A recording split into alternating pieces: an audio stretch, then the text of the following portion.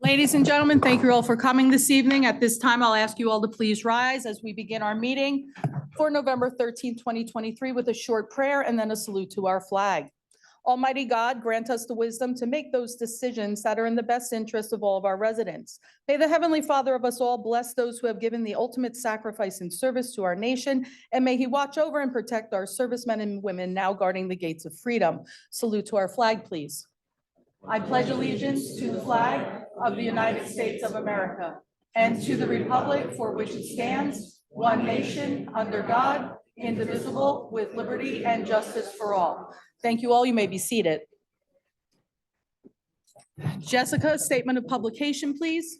Take notice that this regular meeting of the Mayor and Borough Council being held on this 13th day of November 2023 has been posted and advertised in accordance with the Open Public Meetings Act, Chapter 231, Public Law 1975. Roll call, please. Councilpersons Balca. Here. Conti. Here. Novak. Here. Manoha. Here. Roberts. Here. Zabrowski. At this time, we'll move for the approval prior minutes of the mayor and council. Council President, please. Thank you, esteemed Madam Mayor. I'd like to take a moment to motion to approve with subject to correction if necessary.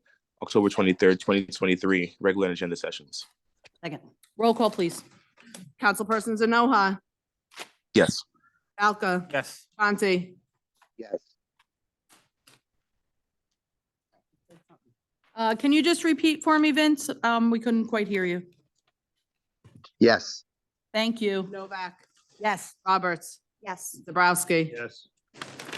Okay, ladies and gentlemen, before we move to our proclamation and presentations this evening on the community garden, I would just like to ask, I'm first of all always very excited when we have a packed house. And for those people that are at home, we do have a packed house today. I'll just remind everybody that our audio equipment is very, very sensitive. So if you do feel the need to talk among one another, talk among yourselves, we just ask that you please exit to the hallway because we will pick up anything that you say.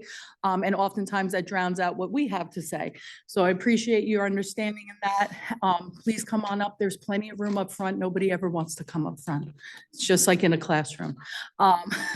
So with that, we're going to move forward with our community garden presentation. Ladies, do you have that handy? I know, I see my green thumbs coming up. Anton, how are you? So first of all, thank you from the bottom of my heart. I remember when that ribbon cutting happened, and now here we are. And we've got a thriving, not quite lush right now, but was lush. And the entire community garden, really everybody, you have your hands in there, but especially our expert. You can make anything grow. You can teach my husband how to get the long green and nice. So I'm going to turn it over to you so that way you can present what we do have and all the hard work that's gone into this garden. Thank The floor you. is yours. Thank you, Mayor. Thank you, Council. I just want to start off by introducing myself. My name is Anton New.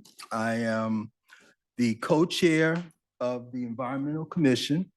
I'm also the chair of the Sayreville Community Garden Committee. I'm also a member, I sit on the board of the East Brunswick Community Garden as well. I'm a graduate of the Master Gardener program. Is this better? Oh, okay. Okay, well, I just feel a little bit awkward with my back. I'll turn to the audience. But I'm also a graduate of the Rutgers Green Infrastructure Champion program under the Water Resources Initiative.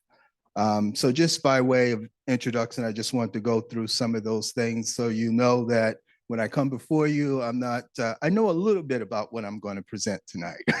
Okay. Basically to meet the,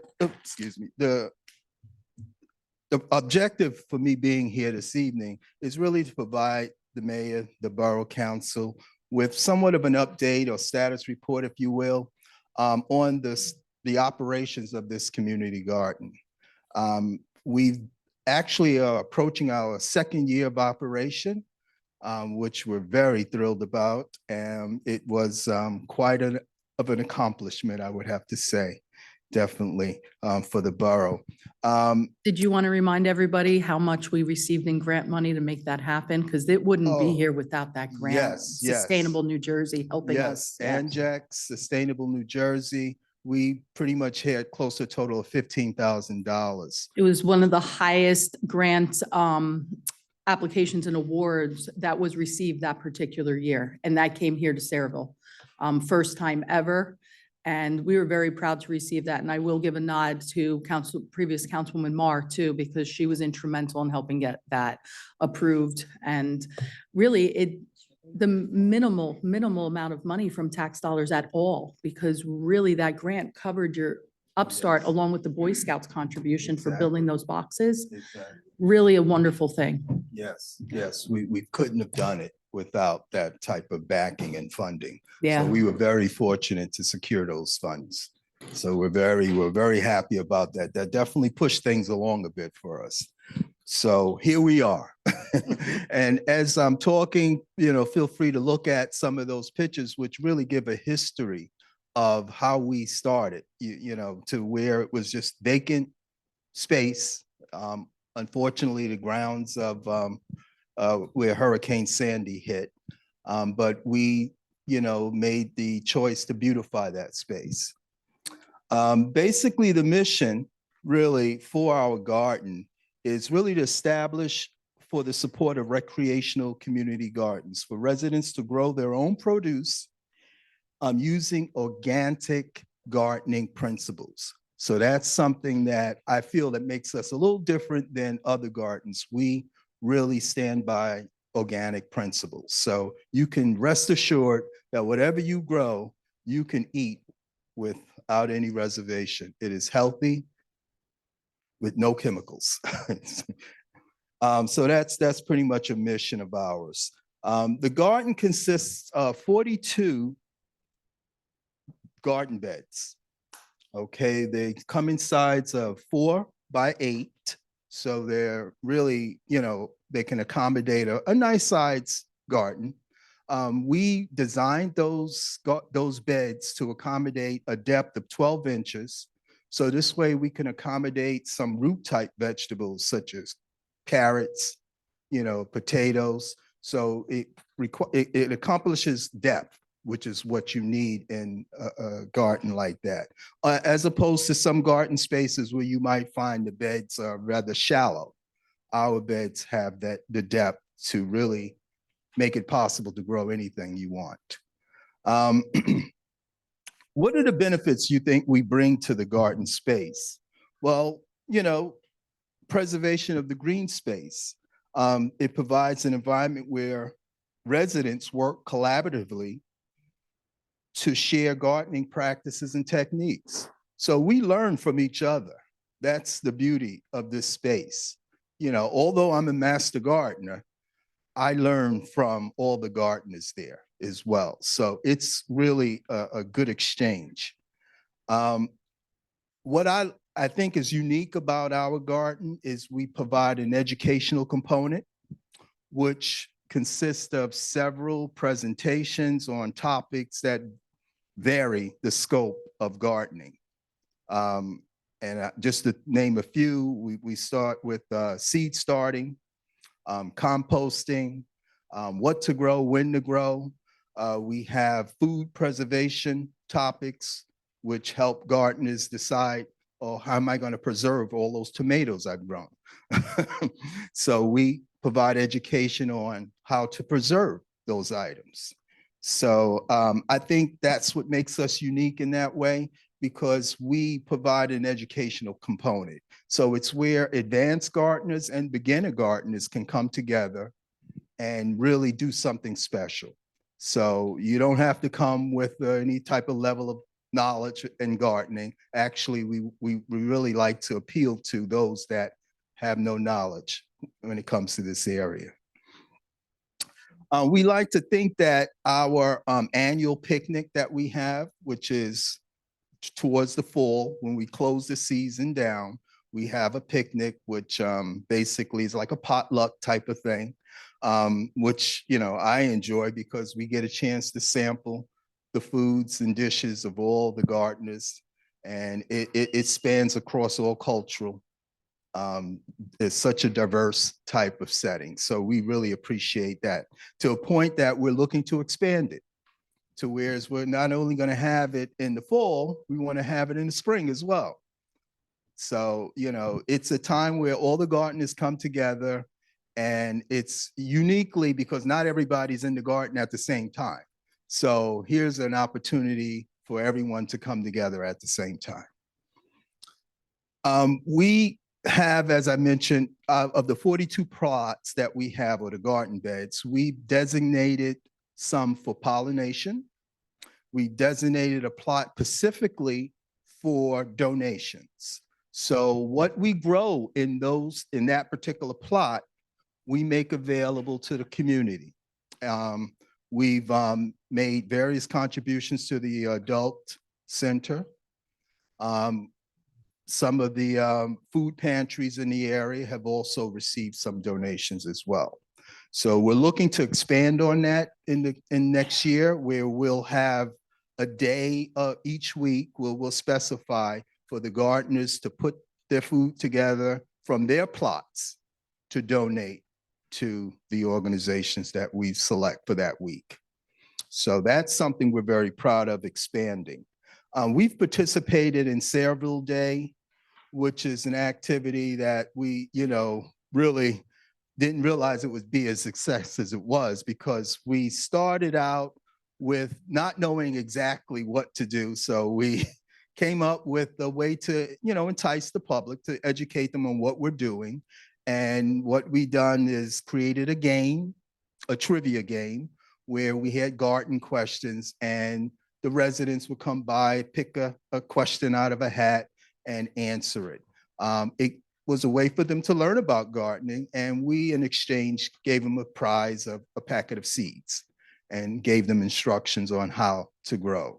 I was pretty much impressed because most of, I would say, most of the community residents were young, school age, and they were very good with the questions. The adults, not so good.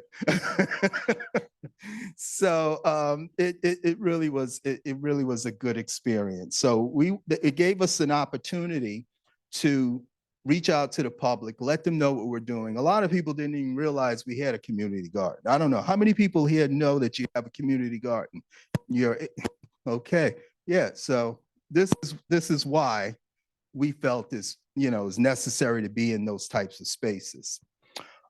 Just to talk a little bit about the organizational structure of the garden, it consists of a committee of 7 members, and we're responsible for the day-to-day operations of the garden. The committee has established 4 task teams which help manage the garden. And of those 4 task teams, we have a watering team, which is responsible for watering. Not everybody's plot, but if you're, let's say, for instance, you're going on vacation, you're going out of town, you can't water your plot, and you don't want to come back to a dry straw type plot. So we have a team that is responsible for watering. And one of our gardeners who heads that team is here. Joyce is doing a fantastic job with that. So I think that's unique also, because I don't know too many other gardens that do that. Yeah, so we also have a maintenance and beautification team, which is responsible for maintaining the space, the tools, making sure, you know, the hoses are operating as they should be. So they help with that. We have the composting and education team that is responsible for the composting. We compost our organic material on the site. So any organic material that we produce, we have 4 composting bins that accommodates that, and we take that material and put it back into the garden beds to amend the soil. So that we provide a lot of instructions on that as well. So gardeners can go home and do composting on their own as well. So we feel that we have a good, as you can see, those are the educational sessions that are taking place. That's the donations we made to South River Food Bank. You know, we sort of recycle things. So we got some yogurt containers and put the tomatoes in there to dress it up a bit. How do we envision the future of what we started? That's something that we're embarking upon at this point. Well, we really want to expand. Yeah, Point. yeah, we want to expand. I mean, it's gotten to a point that we have a waiting list sometimes. Wow, that's And fantastic. yeah, and that, you don't want to turn people away. So, I think if we expand, that would be something that would really serve the community well. That was something that was starting out small, and I know in talking to yourself and to other members on the committee, environmental committee, that was the hope of this project, was to turn around and start something small but manageable. Do it great, which you've done, and then be able to find out what works. I mean, you have a team of waterers and beautiful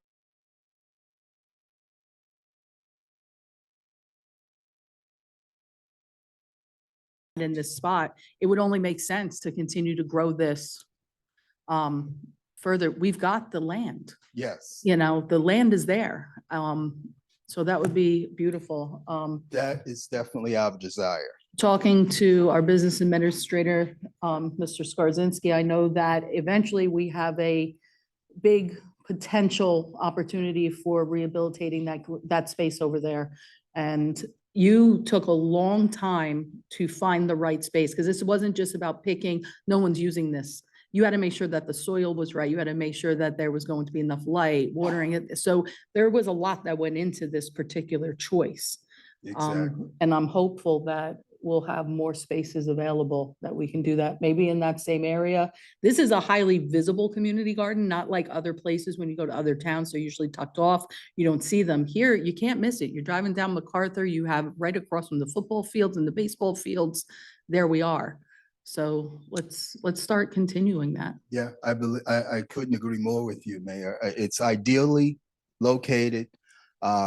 It's just what we need to do is expand on this. I love it. The outreach for the community is fantastic.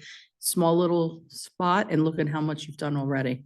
Okay, Yes. and impressed with your slideshow. Thank you for using our screens. Thank you. I'll let you continue. Yeah, so that's basically what we envision going forward. We like to basically, provide a space where it's handicap accessible, where garden beds are raised beds, with paths that are paved that make it easier for those that have mobility challenges. That type of space would also, open it up to more people in the community as well.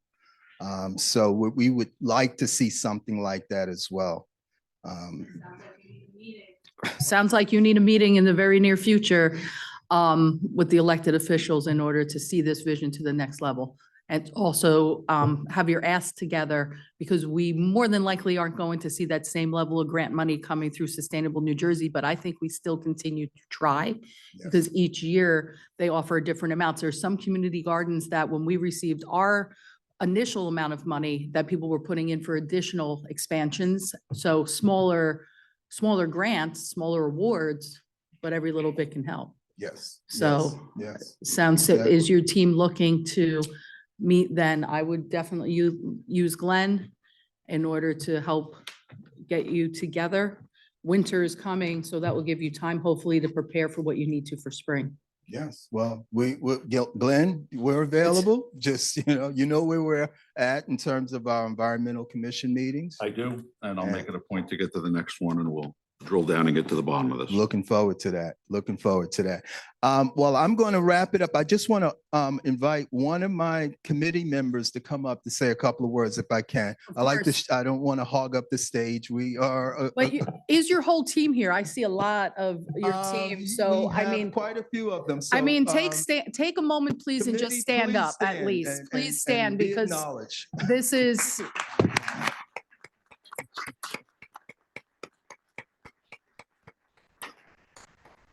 Thank you. Thank you. I'm going to ask Cassandra to come up and just say a couple of words, just to express some of the things that are near and dear to her as well. thank you. Thanks so much, Antoine. Thank you. Welcome, my pleasure. Thank you all. Hello, my name is Cassandra, 156 MacArthur Ave. So I live right by the garden and I'm a member of the committee. So it has been brought to my attention during the committee meetings that it was talk of the community garden being moved and there's plans to develop MacArthur Ave. So I just wanted to say a little spiel about the garden and advocate for us. Was that a discussion that was going to be moved? No, the issue that we have is that the community garden is located on Blue Acres property. Blue Acres does not allow any permanent structures. So the goal, if need be, because we'd like to see the garden double or triple in size, is to find a site on Green Acres property Okay, where we can have a little bit more license to do things like run water lines and put in as many sheds and storage as we need to do. I've been playing phone tag with the Green Acres person now for 3 working days. We're trying to connect to find out if we can leverage Green Acres property to make the move. And the goal would be to keep it on the MacArthur Avenue corridor, but maybe perhaps as part of the Memorial Park rather than on the Blue Acres property. We're still trying to work out those details, but I've already had preliminary discussions with our park superintendent and we've kicked around ideas, and regardless of which way the cookie crumbles, we should be in a position to have you well established in the new thing before the spring planting season. okay, to expand, not to move. No, probably to move. Listen, move at the end of the altogether? day, what was expressed to me, and I know there was an email exchange subsequent to those conversations with Blue Acres, but when we got the initial notification of their umbrage at the location of the community garden, they specifically mentioned the fencing and the shed. Okay, Now, I know they've softened their position a little bit, but at the end of the day, they don't want any type of structures like that on Blue Acres property. But we have Green Acres property across the street and up a little bit. So to make that move and then at the new site to expand it shouldn't really be an issue. I just have to make sure that we clear it with the DEP so we don't run into the same problem that we're having now. okay. Are we looking so it almost sounds like, is Blue Acres trying to evict us? Like, it almost sounds No, I like mean, the it. garden can stay, but the appurtenances therein, the fencing and the shed would have to go. So that's an ongoing discussion and I'm trying to work through that. But sometimes the path of least resistance is maybe a short move up the street on the acreage that is not under the restrictions of the Blue Acres program and we'll be able to just continue business as usual. Okay, if we were to get permits for a fence through Blue Acres, that would obviously be ideal to us considering all the work that we've put into our garden. I'll just be brief. Since its establishment in 2022, the Sayreville Community Garden has grown with its community members, both experienced and beginner gardeners alongside family and their children. From the initial orientation or numerous educational sessions and the end of the year picnics, this shared space has fostered connections deeper than gardening. Our mission is to provide knowledge and support to cultivate a vegetable or flower garden plot. We share gardening skills through presentations and on-site demonstrations. We are all taught the value of self-sufficiency by growing our own food. And when it comes time to harvest our vegetables, members will share amongst themselves and the community. We donate a portion of our harvest to the Senior Center and South River Food Bank. We offer volunteer opportunities for our local Girl Scouts and Boy Scout troops to visit and learn about gardening. Our garden stands as a testament to the power of unity and commitment to serving our community. The location on MacArthur Ave is where we should remain. Water spigots were installed, garden bed frames were built, and weekly hours of volunteer time are contributed to the maintenance of the garden by our members and local companies. Soil tests were made to send to the lab to assure that we safely could grow on non-contaminated grounds, which would not be allowed on paved parking lots. And it's specific soil that allows us to grow our veggies and flowers.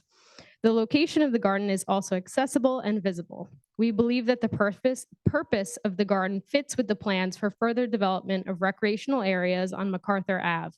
The Sayreville Community Garden should center around these future plans. I would like to close with one of the many positive responses we have received from our members. One thing that can be so wonderful is meeting new people in our neighborhood.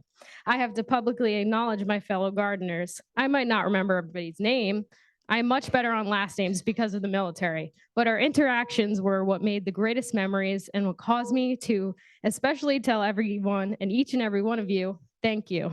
Thank you for the increased knowledge I have obtained. Thank you for the social interactions that have been a highly positive aspect in my recovery towards socialization. I want to thank the young men who taught me electroculture. I want to thank Anton for helping me learn plot and vegetable placement. In fact, I'm going to use my retirement time to enroll in the upcoming Rutgers Master Gardener course starting in September. I want to thank Joyce, Sue, and James. However, there is a very sweet, strong, compassionate, and helpful neighbor named Sam. He came to my rescue as my best made plans were more than my body could do. As I looked at my plot, my heart swelled from his kindness. Each sliver of mulch he brought and laid down for me. I had to fight back tears from the unexpected kindness. I am so used to being the giver. Thank you for showing me I could receive as well.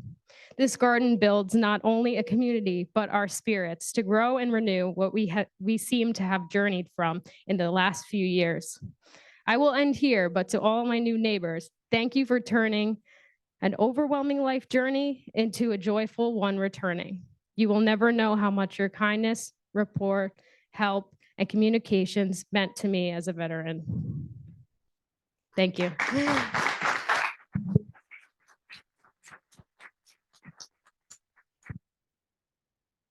Thank you for that, Cassandra. From the bottom of my heart, and I'm sure from the rest of the council, beautifully said, and just thank you so much. This is an example of what volunteers and community really is about. I am so hopeful that if a move has to be made, which does sadden me to even consider because so much work and so much attention and so much time's been put into that particular site. I know how long you guys thought about and researched and looked around at other areas. I'm hopeful that there is a way that we can at least maintain this original plot, this original site. And then entertaining the idea of going onto Green Acres, yeah, that's perfect. That would make all the sense in the world, especially since maybe locating it in other areas, too smaller areas where people can't quite travel as much because you have a lot of our active adults that might not be as active as they would like to get to this side of town. So I think we can touch other areas. Beautiful job. Thank you for letting me at least open that garden with you. And I'm gonna have some free time coming up soon. So I think I might need a plot because I am not very good. I'm gonna need a lot of courses, remedial courses first and then move me up. But from the bottom of my heart, thank you. Anybody else from the garden? Anybody else? Anybody else? They do a beautiful job. They really do. I just want to thank them. I went to a couple of the informational sessions and I was surprised at the thing I learned that I thought was most interesting were hybrid seeds. You can't use the seed that was produced like a zucchini because it's a hybrid. You don't know what's going to come of that seed next year. I had no idea. And I've been doing that and wondering why I get crazy things in my garden. So it's really informative and I appreciate it. Oh, excellent. When we say expert and master gardener, Anton, like that does not even begin to describe your skills. You are absolutely unbelievable. So you have to stay here. You should just, you're like the green giant of Saraville. Legitimately, he really is. He's magical. The things he can grow, it's ridiculous. So without any other comments, or are we okay? Just one comment, Yeah. as the liaison to the Environmental Commission, and the community garden is just a part of what the commission does. And the commission really has a tremendous agenda each year in trying to work with the many different community organizations within the borough to beautify our borough, but also to make it environmentally productive. And part of this community gardens, and we will fight to make sure there is an ideal location for this garden, because this garden really was the footwork for really making the resurgence of what we hope will be a very nice passive recreational area for that area down in Blue Acres, which was destroyed because of Superstorm Sandy. So that will always have to have a place of prominence because of the role it has played and continues to play for us in our community. And I thank you guys and everybody in the commission as well for all your efforts. Let's keep positive things rolling. Thank you again so much. If anybody else from the committee or from environmental would like to come up, you're more than welcome to. If not, we're going to roll on. Okay, everybody's okay? Thank you all again. Thank you so much. I always get upset because after presentations, we usually lose some people. But thank you, thank you, thank you. We do have to go into executive very, very briefly. About how long? 5 to 10 minutes. just 5 on to personnel. 10, just on personnel, okay? We retreat back here or there? Back here is fine. All right, when we go back there, it really usually is short. We will be right back. So by all means, talk among yourselves. Oh, yeah, go ahead. Whereas Section 8 of the Open Public Meetings Act, Chapter 231, Public Law 1975 permits the exclusion of the public from a meeting in certain circumstances, and whereas this public body is of the opinion that such circumstances presently exist, now therefore it be resolved by the Mayor and Borough Council of the Borough of Saraville, County of Middlesex, State of New Jersey as follows. The public portion of this meeting is hereby adjourned in order that the governing body may meet in closed private session for approximately 5 to 10 minutes to discuss the following matters. Personnel. Following the conclusion of said closed session, the governing body shall reconvene the open portion of this public meeting to consider any other matters which may be properly brought before it at this time. The nature and content of the discussion which occurs in closed session shall be made public at such time as the need for non-disclosure no longer exists. This resolution shall take effect immediately. So moved. Is there a second? Second. Roll call, please. Councilpersons Novak, Yes. Balca, Yes. Conti. He's off. It's off. Okay. At some point during this. Anoha, Yes. you have to Just unmute. unmute, please. Pardon, yes. Okay, thank you. Roberts, Yes. Zabrowski. Okay, so now just give us about 5 minutes. We'll be right back.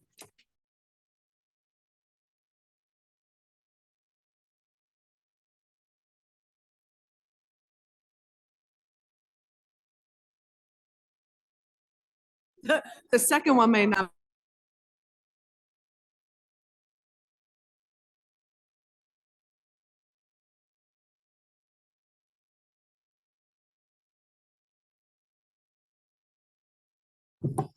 Make a motion.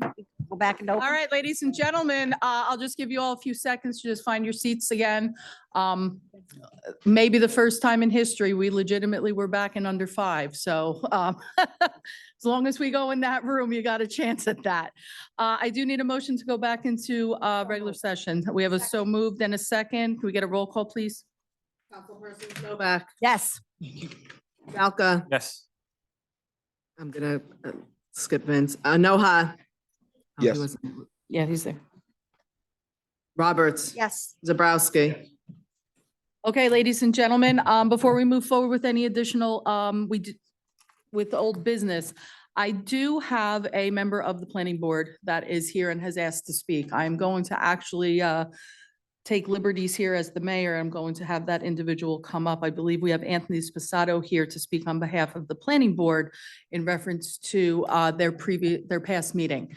Anthony is here, so I'm going to consider this part of a presentation. Anthony, the floor is yours.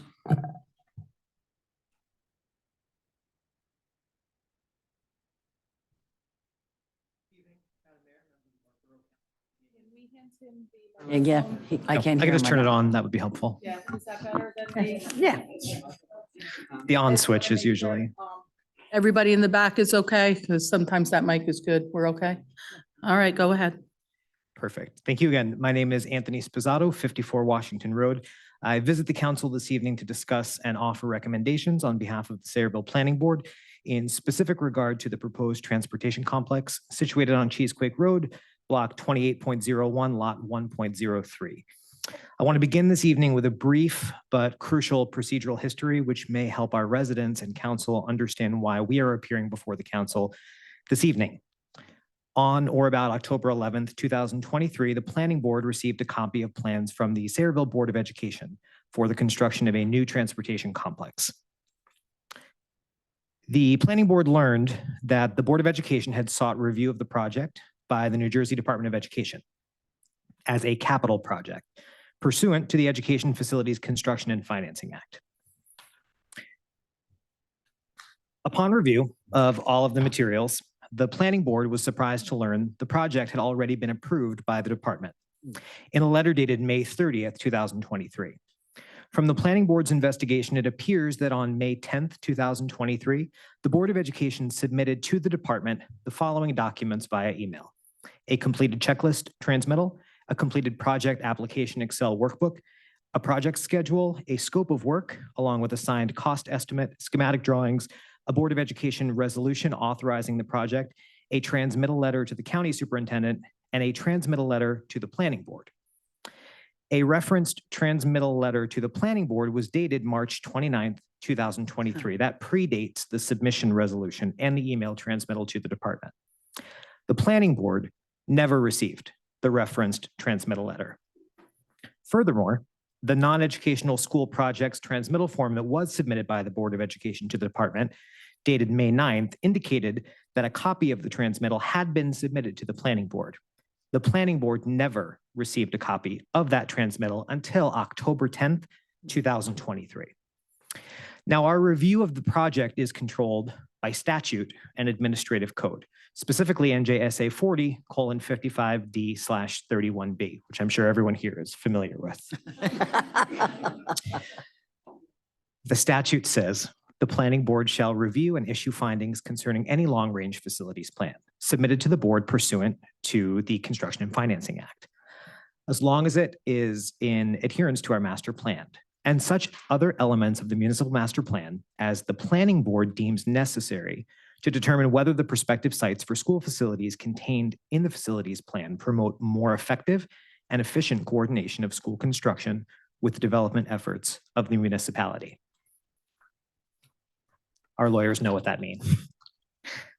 Pursuant to that statute, the planning board immediately scheduled a public hearing for October 18th, 2023. At the hearing, the Board of Education made their presentation of the project.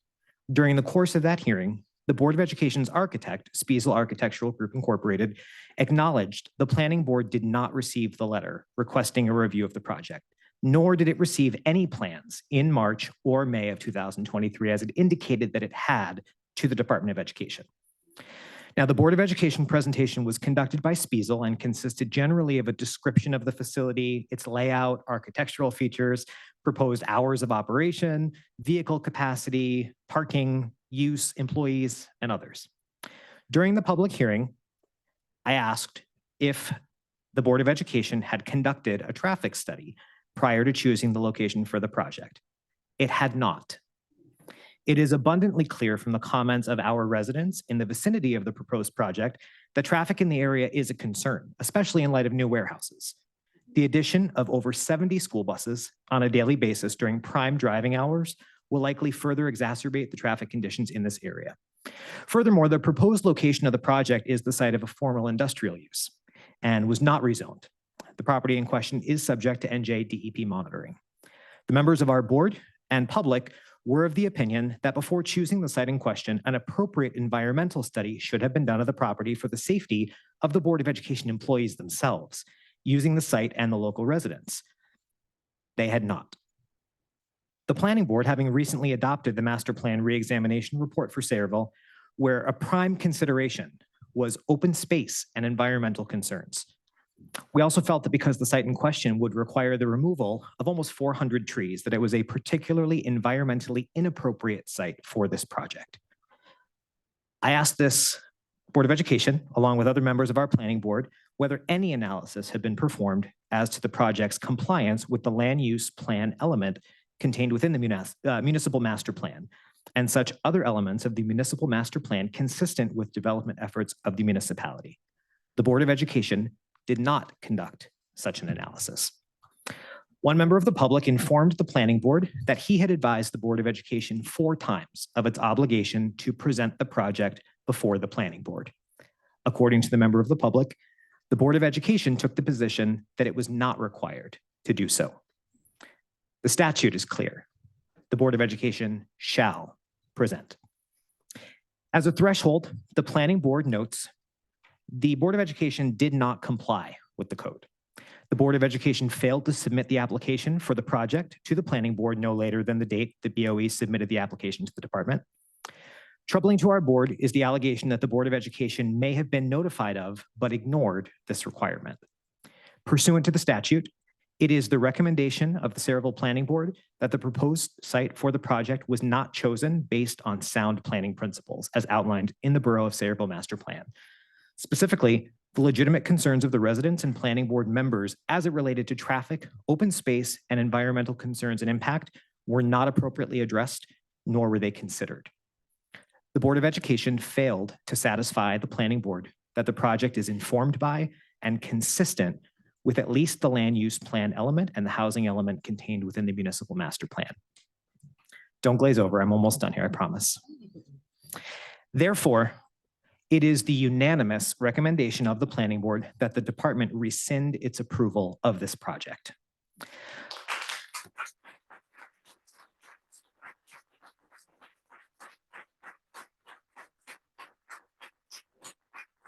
Madam Mayor and council members, it is of particular and crucial importance that I share the concerns of our chair and the members of the planning board when it comes to providing services that give our children the resources they need. There is not a person on the planning board who does not care deeply about the safety and well-being of the children in our community, no matter what messaging may be communicated as a result of our dedicated work in advance of and after the presentation of our findings and recommendations. The word no is not a popular word.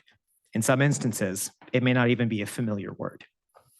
But we know that the shared goals of this council, the planning board, and the Board of Education demand that we slow down and get this right.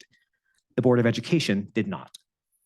You have the recommendation of the Sayreville Planning Board, and should you choose to lead on this issue, Borough Council here and tonight, we can effectively work together to ensure that the needs of our residents, the goals of our master plan, and the strength and power of community advocacy and activism intersect here for the betterment of the Sayreville we all love and serve together. We would support a motion to rescind approval of this location and return to the table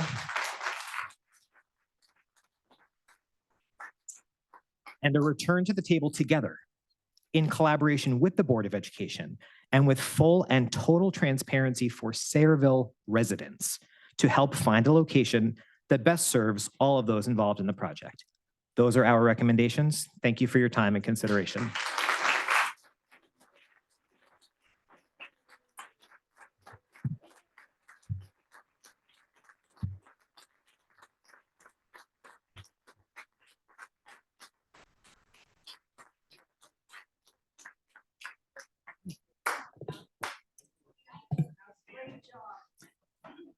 Anthony Sposato, and to the rest of the planning board, speaking as the mayor myself personally, I will not put words in the council people's mouths. Thank you for your due diligence. Thank you for your service to the planning board. Thank you for taking so much time and being so professional in your examination of this site and of this particular plan. Thank you to the residents that are here today, because, and those that came to the last council meeting, because it was through a lot of information that I obtained and the rest of the council at the last meeting. We found out a lot more about this site and about a lot more information that I definitely wasn't here for. This is the reason why process is so important. This is the reason why there are rules that are put in place when it comes to development and builds. This is the reason why, I think we all know the resident that was imploring the Board of Education to go to the planning board. I'm not an expert in planning board, land use, or any of those things. That's why we have a planning board, a zoning board, and we have these different professionals to review, look at, to turn around and compare it to what our goals were put in place by the planning board with our master plan. Going all the way back to when the bus depot, transportation center, whatever you want to call it, was originally brought into this forum, was because the initial site that was being considered by the Board of Education made no sense to us and to our residents either. What we did as a council, that we wanted to sit down and assist in that process, find something that would work. We knew that the Morgan site was not the right place. But in those discussions, that's what our intentions were, to turn around and find a way to actually be a partner with another government entity here in town. It was never done before. But communication did not continue. But it's continuing now. We have an opportunity, and at our last council meeting, one of the things that I think we all agreed to was we know that there is a need. We're not going to deny the Board of Education the fact that they've got an issue, okay? We're a community together, okay? The tax dollars, whether they go to the Board of Education or whether they go to the borough, they're all coming out of our wallets. Yes, our wallet, my wallet, your wallet, okay? I don't have a wallet either. I use a purse, but and what's in my purse isn't much, so, but with the help and with the examination of the planning board, we now know this site doesn't look like it's going to work. It does not, it just doesn't work. There is no lease agreement that's been reported in the news, and that was confirmed up here at our last council meeting. There's no signed lease agreement with the Board of Education right now. But we did extend a hand up here collectively to say, let's help work on something better. Let's turn around and go through the right process. Let's turn around and make sure that the residents understand what's happening. And hopefully we'll get it right. I will have to say that I do have to turn to my attorney right now, because we are going to be limited, unfortunately, to what we can say and how much communication we can have.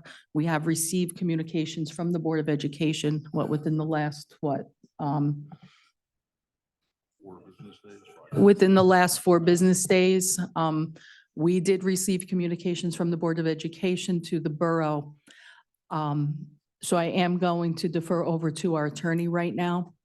But as far as I'm concerned, I'm not here much longer, but I'm going to stand with you as residents. I'll be sitting in the pews with you, because I think we can get this right. And I think it's important that whoever sits up here understands that this doesn't make sense. Sal, can you just turn around and let the residents know what kind of sticky situation we're in right now? My pleasure, Mayor. Thank you. So just initially, I will say that as the borough attorney right now, we're doing our due diligence to track back and get an understanding as to the history of how we even got to this point in, with the idea that there's a, Just pull that a little closer, because sorry, I know that, better. yeah, that's much better. Thank you. These things are short. So we are doing that due diligence. It's ongoing. As to my recommendation to the council as to speaking on this issue tonight and moving forward, at least in the short term, is that we did receive correspondence, as the mayor said, from the Board of Education. This could potentially lead to litigation down the road. And for that reason, my advice to the council is that they don't speak in particularities on the issue tonight until the borough's attorney's office has time to evaluate the issue. And then at that point, we can discuss an executive session, and those facts and things will be borne out over time moving forward. We can't call out from there, but I will open to the public in a little bit so that you can ask your questions at the mic, but I can't have you just call out randomly from there. We're really in a tough situation right now, because we want to make sure we've had this happen before, where some people want certain things and then litigation becomes what's thrown on the table. We believe that there is a path. I think the council believes that there is a path to get this right. We're not going to screw it up by saying something. We're not, because that's not going to help any of us. I think that cooler heads will prevail. I think that we can turn around and find a way to make this work. But I, again, have to thank the planning board immensely, thank the residents immensely. I never usually do this, but I'm going to thank at least one resident in particular. Again, I'm going to thank Jim Robinson, because he was on this for a long time, along with many other people from the Morgan section of town that originally brought this before us years ago. When this was first being discussed.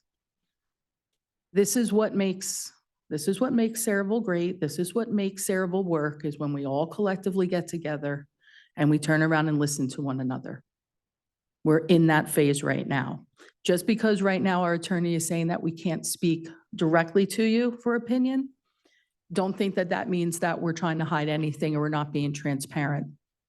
I believe in these guys to my left. I believe in Sal and Sean. And when they come to review information, they're going to let us know what we can do. Please, we'll let you come up and speak.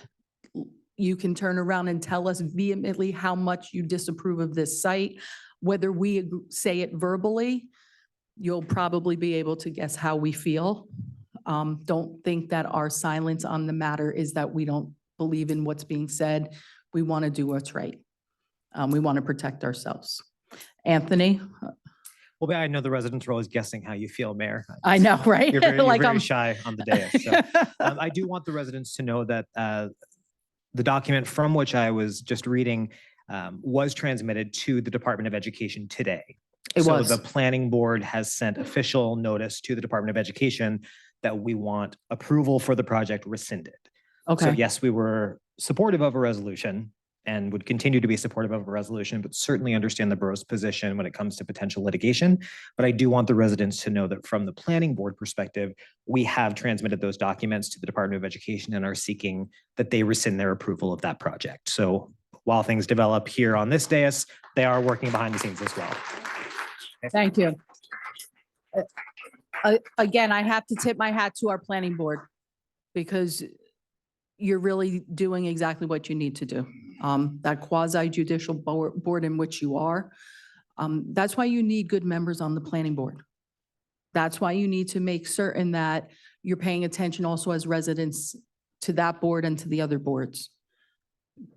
Because there's a lot of things that sometimes don't have to come to the council that can get approved in other areas that we may or may never see.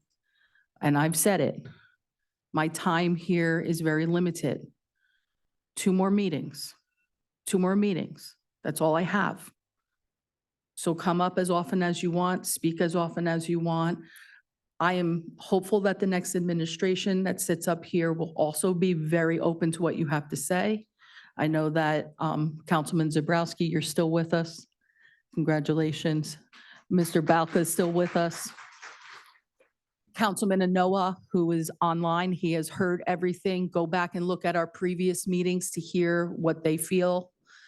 It will give you an idea of where we stand collectively with you. Okay? I think I did okay without stepping over litigation lines. Thank you, Sal. All right, so we're not in a public portion yet. I do have to go through a few more things before I can just open to the public, so don't go anywhere. But I did use my mayor's mayor's move in order to get Mr. Sposato to speak for you. All right, just be patient. We're going to go into old business. Our agenda is rather short, and then we'll be able to get the public portion, okay? But if anybody did want to leave at this time, I don't suspect there'll be many, but we will have that opportunity for public in a few minutes. Let's go over to old business, and we have public hearings on just one ordinance today, Jess? Just a few? Okay, well, One public. One, yeah. 3 introductions. one public, 3 intros. Go ahead. I was going to say, don't. All right, so just deal with us as we go through some more things and feel free to question anything else that comes up. You never know what you might find out. Ordinance number 37-23, an ordinance amending and supplementing chapter 17 of the revised general ordinances of the Borough of Saraville to amend section 17-3, public use of tennis courts at Kennedy Park. Okay, so this is our introduction. Public hearing. This is the second reading public portion. Sorry, it says introduction, so public portion down here. Let me open to the public for any and all comments regarding this particular ordinance. If you wish to speak on this ordinance, please raise your hand or step forward to the microphone. Let's take a look. Do we have any hands up? Okay, no one on and no one here. I do have a question, but I'll hold that until well, I guess I should probably ask it now. Because the next is the vote. Isn't that so I basically become the resident here. In order for me to get my comments in, I have to speak now as mayor. I do have 2 questions regarding this particular ordinance. So this is the ordinance that we have been discussing quite frequently at the council regarding the Economic Redevelopment Agency. Isn't it? Oh, what did I miss? Oh, I apologize. I'm sorry. I scrolled all the way down. This is tennis courts, pickleball. No comments on pickleball. We're good. I'm good. Now that I realize that it has absolutely nothing to do with vegetables, we're okay. Go ahead. Any comments on pickleball? None. Entertain a motion, Oh, we do have pickleball question. Thank you. I got Robert Mitchell, just really quick, I'm just curious since it got brought up, and I know other towns are doing pickleball, it's the most popular going sport going, and transferring some tennis courts to become pickleball courts. No, we're not going to do that. Go ahead. Can Yeah. you please just explain briefly? Thank you. The hours of operation of the tennis courts and everything, and we're just including the pickleball courts. Now, it was never in the ordinance before. Now it's included in the ordinance, just the times and things like that, that the courts can be used. And I think the question was about the regular tennis courts. We didn't touch them. There was another part of Kennedy Park where we put in new pickleball courts that are dedicated to that. So it's not going to impact the tennis courts at all. They're just going to follow the same rules. Right. Yeah. Yep. So tennis and pickleball can coexist. There you go. All right. Any other comments regarding our pickleball courts? All right. Wonderful. Ladies and gentlemen, on Chen, a motion to close public and accept the ordinance. I move the public portion be closed, the ordinance adopted in second final reading and advertised according to law. Second. Thank you. All right, roll call, please. Just, sorry, there was a little giggle there with our pickleball ordinance. Remember that our microphones are very sensitive, so if you do talk, we won't be able to hear the roll call. Roll call. Councilpersons Novak, Yes. Falca, Yes. Conti, Yes. Enoha, Yes. Roberts, Yes. Zabrowski. Yay, now we get to go to redevelopment. Go ahead. Ordinance number 38-23, an ordinance amending and supplementing chapter 2 of the revised general ordinances of the Borough of Saraville to amend section 2-51 Saraville Economic and Redevelopment Agency. All right, so this is just for introduction, but before we move for motion by admin and finance for the Saraville Economic Redevelopment Agency, I had two questions on this ordinance very quickly. So this is the ordinance that we've been discussing for quite some time regarding changes to some of the components of serving on the redevelopment agency and terms and also requirements. My question is, the way that the ordinance is written right now, I want to, first of all, it talks about the mayor's appointment. And I want to make sure that this is specific to, it really shouldn't say the mayor's appointment in essence. It's really a matter of terms. Okay, so I get a little concerned here with the way that the language is written regarding this being, yeah, let me take a look here. Terms, I want to make sure that without equivocation, we're specifically referring to when a term has expired. Okay, and this is where you're looking to basically change when a redevelopment agent member is appointed to that board. It is a mayor's appointment in essence. It is a mayor's appointment. It's not a council appointment. But I want it specifically to make sure that we're talking about the term. So for example, we had a member that was just appointed to that particular seat, that one term. It's not going to expire in January. This is going to continue through that term. And once that term expires, then the appointment would go to January, correct? Holdover position. Now, the other thing is, there are no, from what I understand, and I just want to make sure that this is clear, there are no such thing as a holdover position in the redevelopment agency. That's in discussion and in looking at it, I have an issue because I believe there are individuals that have been placed into holdover positions, which were under previous attorneys' opinions, one being the redevelopment agency's attorney, one being our former council attorney, former. There are no such thing as holdover positions. Once that term has ended, that term is over. And now I have some serious concerns about the way in which this council and that agency may have been conducted. I'm going to ask that our attorney please look into that because it's my understanding in speaking to individuals that have even written the law, the statute, there is no holdover in the redevelopment agency. So that is a concern for me right now. I also am very happy to see, though, within this that additions have been added, making that the redevelopment agency must in fact have certain courses and education to go along with those members' appointments. They have a certain amount of time in order to get that education, just like any of our other land use boards. That I think is extremely positive. But I am, the original one did not, No, we did. This is amended. but it wasn't being adhered to. Apparently, Well, no, I'm. 90% of the current Sarah members did adhere to it. Unfortunately, the council members didn't because we were never informed of it. Mhm. What I'm saying is this ordinance was adopted already. We were amending, adding that one appointment on that you made in July, where, yes. So the ordinance was, the previous version of this ordinance, the iteration of this was passed, that included the addition of the requirement that. What this ordinance specifically does is that there's one seat that was not encompassed. Yeah. You're right, I apologize that. So what this ordinance does is that it deals with, there was one seat that was filled after this ordinance had passed. Right. So now this is amended to address that one particular position so that come 2027, when that position ends in July, the council, then that council will not be confused as to what happens in that situation. What's going to happen is that that individual is going to expire in July of 2027, and then they will serve in that role until December 31st of that year. Right. And then Sarah will, a new member or the same member, whatever it may be, would then take, starting in 2028, would have that new term.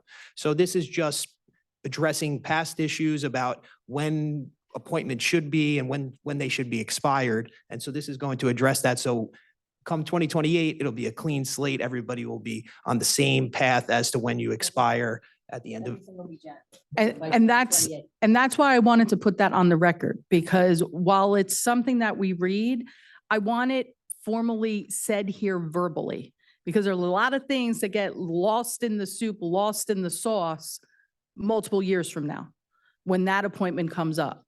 And what I don't want to see happen is, well, this ordinance was put into place and this person was appointed after that other ordinance. I want to make sure that that person's term is fulfilled to its entirety. And in this case, it gets a little extra add-on. But there is no such thing as a holdover technically, but this would be different than a holdover position because this is something that's addressing the ordinance that was enacted by the council. So this wouldn't serve necessarily as holdover. This is something that's needed in compliance with the ordinance. In a way, In a way, Mary, I'm correct. yes. Okay. And I think ultimately the big picture here is that this is really more of an administrative ordinance. It's just to make sure that going forward, everybody's on the same page with the same deadline. So, although appointments may be staggered in when they may expire, one may expire in 27, 28, but after 28, it's going to be clear. Come January 1st, if there's an open seat, that's when that seat would be filled in January. And in the event that, I just want this clarified for our next meeting, in the event that a mayor does not make an appointment, there's no such thing as a holdover position in that when the term ends, the term ends. Can you please get me clarity on that? Absolutely. Thank you. Okay. I know you're sitting here thinking, okay, why is she doing this? Trust me. I see into the future now. Okay, and I guarantee you that one day I'm going to be looking at this and this is going to come up. I can see it. It's a coming. All right. So I'm going to turn that over now to Councilman Balka. I move the ordinance be approved on first reading, advertised according to law, and a public hearing be held on November 27th, 2023. Roll call, please. Councilpersons Balca. Yes. Conti. Yes. Novak. Yes. Enoha. Yes. Roberts. Zabrowski. Introduction of ordinance number 39-23, an ordinance amending and supplementing chapter 12 of the revised general ordinances of the Borough of Sayreville to amend section 12. It's only first reading. Mr. Duffy, this is just introducing this ordinance. There is no requirement to have a public hearing on this. At the second reading, which will be at the next meeting. No, it's just for the second reading. Thank you. You know I would love to have you come up. I would never do that to you. But there is a general public session too, that if you wanted to question, you could, you absolutely could. Yeah, it will come up though yeah. Yeah, because we're not there yet. It's only the first introduction. Next meeting, then it will move to the public and then we have a good time. I got you. No worries. Keep on going. Here we go. Ordinance number 39-23, an ordinance amending and supplementing chapter 12 of the revised general ordinances of the Borough of Saraville to amend section 12-1.3G electrical subcode fees. All right, I will turn that over to Planning and Zoning. Councilman Anoha, please, Council President. Thank you, esteemed Mayor. I'd like to move the ordinance to be approved on first reading, advertised according to law, and a public hearing to be held on November 27th, 2023. Second. Roll call, please. Councilpersons Anoha, Yes. Balca, Yes. Conti, Yes. Novak, Yes. Roberts, Yes. Zabrowski. Ordinance number 40-23, an ordinance fixing the salaries of certain borough officials, officers, and employees for the years 2023, 2024, 2025, 2026, and 2027. Okay, once again, we'll turn that over to Administration and Finance. Councilman Balca, please. Move the ordinance be approved on first reading, advertised according to law, and a public hearing be held on November 27th, 2023. Second. Roll call, please. Councilpersons Balca, Yes. Conti, Yes. Novak, Yes. Anoha, Yes. Roberts, Zabrowski. Okay, thank you all very much. We're going to move to our resolutions now. At this point, I'm going to open to the public for any and all comments regarding consent agenda resolutions only. Those are listed on the agenda. Please step forward or raise your hand if you have any questions regarding those. I see one online. Let's see, how far down do I have to go? It'll pop to the top. Jim, I see your hand up. You're in the public session. Thank you, Mayor. Jim Robinson, 11 Burrell Square in Parlin. I'm sorry I can't be there this evening. First, I want to congratulate Councilman Zabrowski. I think I saw Mike Colucci's head in the audience too. I congratulate him. But I did want to ask about two items on the bill list. The first one is there are two bills for Phoenix Advisors. I assume that, well, I'm not going to assume anything. What is that bill for? Or what are those bills for? Denise, you have those handy? She's flipping through some pages for you, Jim. Hold, please, unless you know, Glenn. No, we're going to rely on Denise for this. Okay, so the first one is for Trammell Crow. They were doing an analysis to see about a possible pilot. And that was also, Jim, just so you know, that was charged to Trammell Crow's escrow account. It was not Okay. billed or paid by the borough. The second one is the continuing disclosure. Phoenix Advisors files all of our annual financial statements, annual debt statements, our budgets and everything, and that's an annual fee for them to file them on our behalf. Okay, thank you very much. And on the Trammell Welcome. Crow, I'm glad that that was charged to their escrow. I had suggested that a while ago when this first surfaced. Now, the Trammell Crow or the Phoenix bills on Trammell Crow, are they still under their authorization? I don't have They the haven't computer exceeded the with me. amount that they've been I have to authorized, refer to have they? Glenn. So Glenn, I'll let you turn around and answer that question. Go ahead. We have no further action pending with Phoenix and Trammell Crow. Oh, okay, that was I appreciate that, but my question, however, was they haven't exceeded the authorization amount, have they? Oh, did they exceed the? Denise, To my knowledge, that was they were appointed as the financial advisors at the beginning of the year, and I don't believe there is a not to exceed on that. There was a not to exceed on the resolution with respect to Trammell Crow. It was either 12.5 or. Oh, with 20. respect to Trammell Crow, not their overall services to the borough, but not to exceed when it came to I the. don't recall what, what was it not to exceed? This is the very first bill, Jim, so my thought process is Okay. no, they're not anywhere. I don't know Okay, what if the it's the total first was, bill, though. Was then- it 10? then- I don't remember. Yeah, I'm gonna ask Jess or Nicole if you could double check on that, what our not to exceed was. I don't. I thought it was don't wanna 12.5.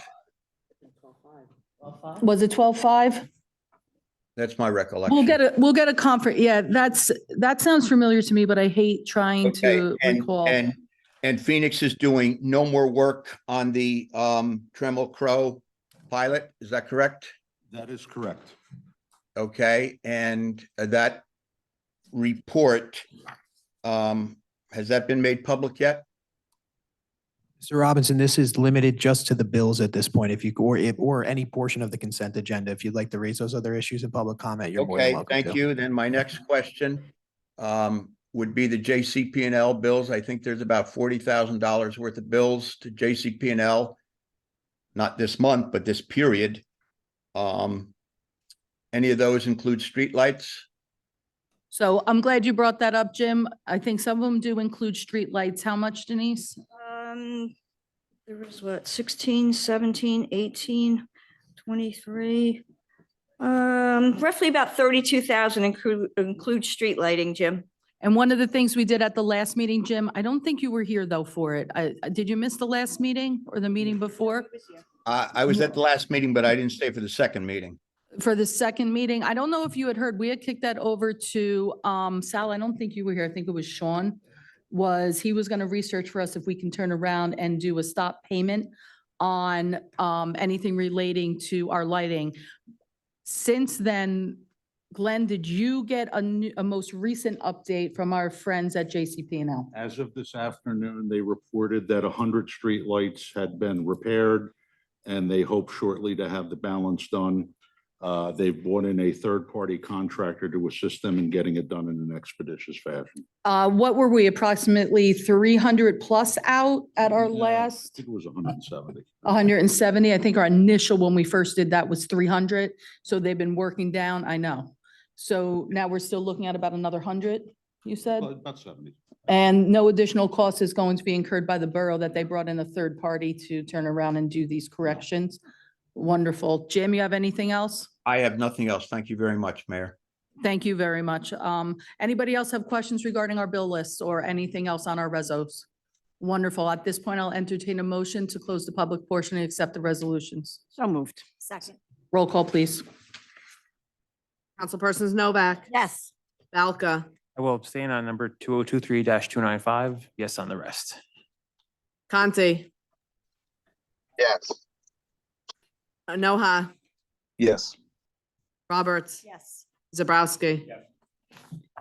Okay, ladies and gentlemen, I also need a motion to accept the correspondence as listed on the agenda. Is it So moved. you? Roll call? Councilpersons Novak, Yes. Balca, Yes. Conti, Yes. Anoha, Yes. Roberts, Yes. Zabrowski. Yes. Okay, this brings us to our mayor and council reports. It is after these reports that the public portion will officially be open, as I see some people moving closer to the edge of their seats. Administration and Finance, Councilman Balca. Thank you, Madam Mayor. We recently had a bond sale and it came in under 4%, which isn't bad in today's market. The bonds are callable, so if the rates do drop in the future, we can refund them and get a better rate. Yep. Also, it appears that the Blue Acres question on the year's ballot failed, so it's a clear message from the citizens that they want us to use the open space funds to purchase open space. We've recently talked about 2 parcels, and I'm hopeful that we will purchase some open space in the near future. Other than that, progress. Thank you. One of the things, thank you, because I will more than likely forget if we continue on. I have to go back to what you said in reference to those open space parcels. It's my understanding that although in the past, we have always tried our best to obtain at least 3 appraisals for those sites. We were having a difficult time in talking with the tax assessor in getting that 3rd appraisal. My concern is that in this circumstance, if we continue to wait for that 3rd appraisal, because right now the appraising company is not responding, that we can miss out on an opportunity to turn around and actually enter into negotiations regarding any of the 2 properties that I've recently brought up. I would like to ask the council that for this particular situation, while we've always obtained 3 appraisals in the past, that since we're not getting a response regarding the one other appraisal company, that we move forward with potential negotiations regarding the 2 appraisals that we have already received. I have no problem with that, as long as it's legal. As long as it's legal. It's my understanding that I would like to know what the problem is with the 3rd appraisal. There are usually 3 different types of appraisals. So if we can go to someone else to get that particular type of appraisal, I think I'd feel more comfortable. Okay, I did speak with the tax assessor on this because I know that, again, time is of the essence here. I want to make sure that I have an opportunity to see things forward as far as I can down the line. He does not feel that that third appraisal is going to really cause an issue when it comes to negotiating this. He believes that what's been coming in from the other appraisal companies are okay. We can, of course, have Joe come in and speak with us. He loves to join us. But I can also kick that over to our attorney to take a look at. Does anybody else from the council have objection? I would really hate to turn around and push this out to 2 more meetings because every moment that is missed is another opportunity for that to become something other than a tree, a bush, a rabbit hole. Okay, we're already seeing what's occurring. So anybody else from the council besides Councilwoman Roberts have issue? I can kick it over to Sal to make sure that he confirms that it's legal. Yeah, there's nothing that would prevent you from moving forward on the 2 appraisers, with the 2 appraisals you have. And you can also pursue that third appraisal while negotiating if you'd like. I mean, there's nothing to stop you from doing that as well. Oh, that's excellent. That's the best compromise. Yeah, I definitely like that. Donna, is that a fair compromise then? That is. Wonderful. Those in public, those here in public now go to the council president. Dan, that's you. Any objection? Okay, we like that. Council president, any objection? No objections, esteemed Mayor. Fantastic. Councilman Conti, any objection? Nope, no objection. All right, sounds great. All right, so ladies and gentlemen, well, let's move this through as much as we can. We'll continue to try for that third appraisal. But in the meantime, I do believe that we have 2 and we can continue moving forward with the possibility of maybe getting more open space. Okay, we got to keep the pressure on. Thank you to the residents that voted on that question, because we wouldn't be able to have this discussion as readily as we are right now if we knew that some of that money was being used or diverted into any type of Blue Acres projects. So now we know what is there, what it can be used for. All right, wonderful. Making some things happen. Councilman Balka, did I hear a progress after that? Wonderful. Let's go to public safety. Councilwoman Roberts, please. Ooh, move it. I will say I was on the opposite side of the Blue Acres. I think we could have used it to protect our floodplains. The Environmental Commission would have done a great job with just a small portion. They have no actual funding to work with. But I just wanted to add that there's always 2 sides and the voters had made their decision. But there is some benefit that we may have lost on that. But as public safety, I do want to say I had a nice conversation with Judge Weber. He has wonderful things to say about his staff, Melissa, Nicole, Cheryl, Paul, Joyce, and Tracy. And they hold day and evening sessions to be able to accommodate those that they have to serve. And he just was very proud of Nicole, who speaks Spanish, which is very helpful in the court system, and 1 less interpreter. So that also saves us funding. So that's great that we have such diversity there. I do want to say, as a liaison to Sarah with Councilwoman Novak, that we could not have our Sarah meeting on October 26th because we could not have a quorum because people were not showing up. So when we are ready to bring new people onto that board, we're going to need a commitment for people to show up, and that's true of a couple of other boards. I do want to congratulate St. Stan's Car Show. And if you had gone there, it was very well attended. And more than that, the Blast from the Past Car Show with DJ Richie Flash Hart and Clem and the Friends that were there to perform, they raise a lot of funds for a lot of the charities in town. Some of those include our food bank, our brain injured children, and they had a second one at St. Stan's that was going to benefit the St. Stan's school. So they do a lot of work and raise thousands of dollars. So it's great to have those kinds of events in town. They're very selfless. We also had the honor of having the New Jersey DEP at Riverton recently. We're going to see some of the work being started in spring for that. And let's not forget that we had just had Veterans Day. So today I want to say thank you to our veterans for all of your service. I was honored to be at the DuPont presentation that they had for veterans at DuPont. And I do want to say thank you to Herbert, and I'm sorry, I don't have his last name handy, Herbert Mascara, who coordinated that. And I'm looking forward to seeing more of those programs. And we also had our program here on Saturday at 11:11 on November 11th for our veterans. And it was my honor to thank them on behalf of the borough this year. Besides for that, I do want to go back. There was, we have so many great organizations that donate a lot of their time, talent, and treasure to Sayreville and different organizations, including there was a mystery dinner at the Sayreville High School that they put on, the theater company put on. It's a little separate than the theater production. And they had food delivered for free from some of the great places in Sayreville, like Pronto's, Nunzio's, Vinny's, Santino's, Rustino's, Culinary Classics, and Angelo's. And a great time was had by all, and the food was wonderful. And I just want to say thank you to so many people who give so much to our town. So that is my report, Mayor. Thank you. Thank you very much for that. Let's move on to Public Works. Councilman Conti. Thanks, Mayor. So real quick, listen, I just want to thank Rich Serpio and Rich Poplawski from the Parks Department for acting so quickly to put up that fence in front of the spillway in Kennedy Park to prevent the basketballs from going in the water. The high school kids brought it up, and Rich, they acted quickly and got that done. So I was very thankful for that. I want to thank Joel Bloom and Ken Kelly for a touching Veterans Day ceremony. Always happy to be there to thank those guys and remember our veterans. So I just want to thank them for that. And that's it from me, Mayor. Thank you very much, Vince. Appreciate that. Recreation, Councilwoman Novak, please. Yes, again, reiterate what my other fellow council people had said, the Veterans Day service, it's always touching. You can never say thank you to our veterans more. And Donna and I, for the past few years, there's so many things going on at town, and we're invited to them. And Donna did the DuPont, and I was at St. Stan's, also had a Veterans Day service. They do such wonderful work there too. And they dedicate their flags. I don't know if anybody drove past the school and saw all those flags. People spend $100.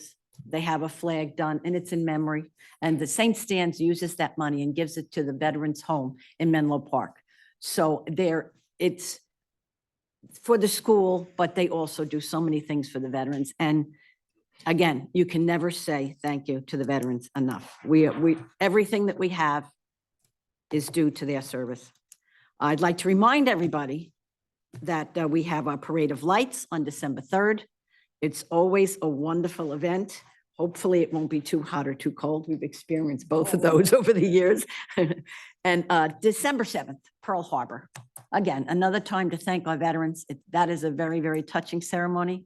It's held down at the river by Ken Buchanan Park.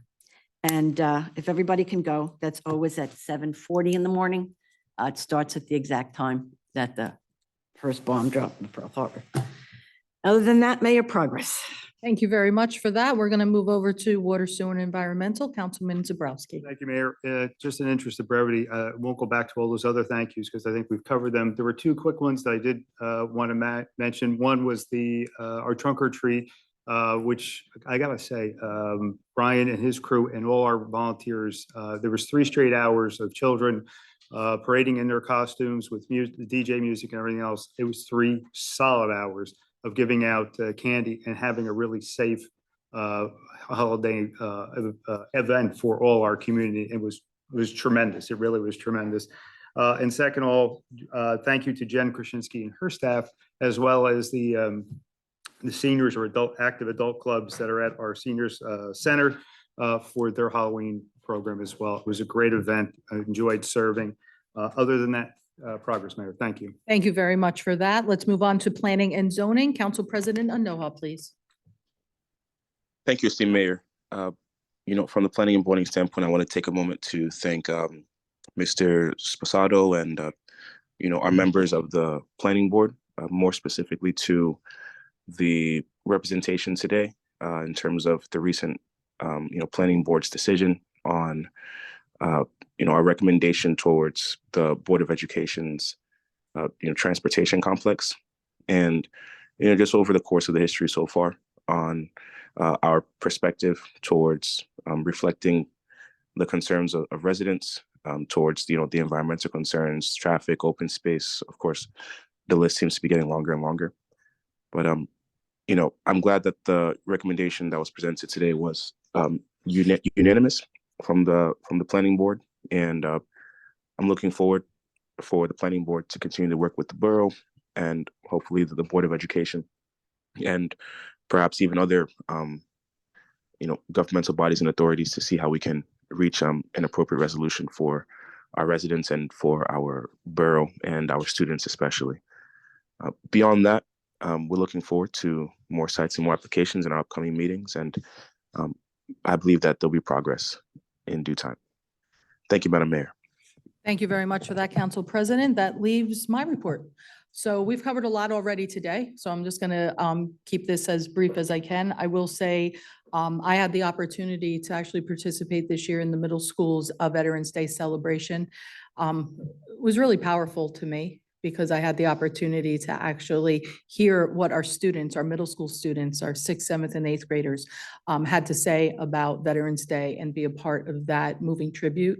So I want to thank the principal over there at the middle school for enabling me to participate at that particular event. It was my first time, and it really meant a lot to me. So just on so many different fronts. One thing that I definitely want to do also is turn over some of my time because we have another impressive group here with us this evening. I did not bring them up with our initial presentations because I wanted to give them my time to speak. So if you look in the front row, and a couple people probably interspersed beyond in our blue shirts, we have our nurses that are representatives of the Robert Wood Johnson team. If you've seen in the news, they have been fighting for a fair contract now for what seems like how long? 102 days, 102 days. Robert Wood Johnson, that is our hospital just over the bridge. This is where I go when I need help and I need assistance. And it breaks my heart because they treated me when I had COVID. And it was the scariest time in my entire life. I did not think I was coming home to my children. And I honestly thought when I came through those doors, and my sister-in-law, who also works in the medical field, was allowed to bring me in through a wheelchair. And then she was told, you have to leave immediately. And I was there looking at people that did not know me from Adam. And here I was with COVID, wasn't able to breathe, wasn't able to, I didn't know what my fate was going to be. And if it wasn't for those nurses during that time, they looked at me, they saw the fear, they saw the pain, they saw what I was going through. And even though they had to approach me in what I call the ET suits, because I'm telling you, unless you honestly live through that, you don't know what it's like. You get brought into a room, and I was just over 40. And the first things that they asked before they even touched me was, do you have a living will? First thing. And I looked and I said, no, never thought this would be a reality. And as those nurses came at me and they threw those suits and threw all of that, in essence, biohazard gear, I could feel the warmth, the care, the compassion. I looked at them and I realized that they were going to make sure that my family knew how I was doing. My entire life was in their hands. And to turn around, and your signs speak volumes now. If you haven't seen them, if you haven't walked down into New Brunswick, if you haven't looked at what's happening, they went from 1 minute of being called heroes, and now they are treated like zeros. I cannot thank you enough, my daughters, my parents, my husband, for the care that you gave me, because there is no doubt in my mind, without you, I wouldn't be here. So with that, my time is going to be yielded as mayor to the representatives that are here, to our true heroes in that front row. And I'm going to give you that time to speak as long as you need to and talk to us about what you need.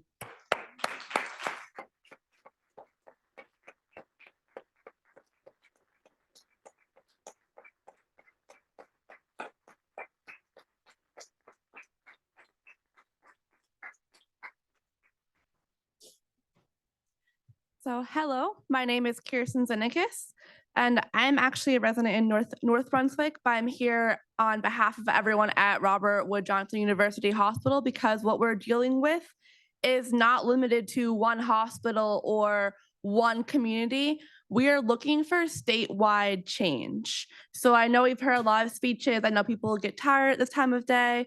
So really what our goals are, we want to increase public awareness of what's going on. We are aware that we are up against an organization that has millions of dollars, whereas I have nowhere near that. And individually and even collectively, I bet if we put all of our salaries together, it wouldn't be near what the revenue is yearly. So we know that we're up against a really big system. And unless you've really worked in direct patient care, you might not realize that you can't run schools, you can't run hospitals the way you run a business. Like, people are not a product like that. And we are seeing that happen more. We also would like to encourage state senators and assembly people to support safe staffing legislation. There are bills in New Jersey that have been stalled in state senate and assembly for, I think it's about 20 years now. So that in the Senate is Bill S304, and in the Assembly it is A4536. Yep, those are the numbers for the current legislative session, which is still current. So Sayreville is part of District 19. Senator Joseph Vitale, he already supports the bill. We would like Assemblyman Craig Coughlin and Assemblywoman Yvonne Lopez to also step up and kind of sponsor the bill, try to get more support behind this. So we went on strike on August 4th. It is an unfair labor practice strike. Our biggest issue was safe staffing. So I work on a cardiac floor. I will say here we have nurses from the NICU, we have adolescents, we have nurses from the medical ICU, we have other cardiac nurses here, and a bunch of other floors that I'm probably not aware of because it's a big hospital. We are a level 1 trauma center. So even if you're thinking, oh, well, I go to Old Bridge or I go here, you might think you do until you have an issue that they can't treat there. And then you're transferred to us because we receive transfers from all over. We are the level 1 trauma center for this part of New Jersey. I think University Hospital is for North Jersey, and then there is one in South Jersey too. But there's a big chance that if you are involved in like a major car accident or if you have a major emergency, you're going to be brought to us or transferred to us. And safe staffing affects everyone.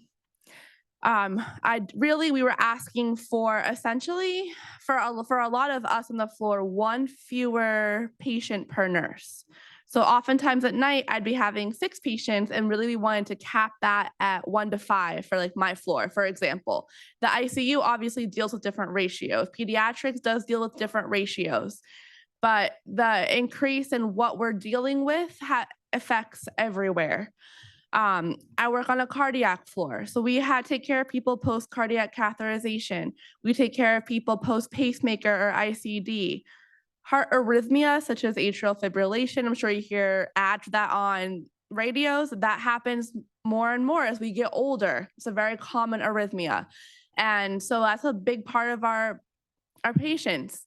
However, that can increase the chance that you're going to have a blood clot. And we need to be able to monitor those patients more frequently for changes. Emergencies happen quickly.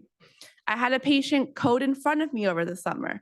If those of you who don't know what that is, it means cardiac arrest. It means your heart stops beating, you stop breathing. The time that we have to respond to emergencies like that to prevent permanent like brain damage, permanent heart damage, it's very limited.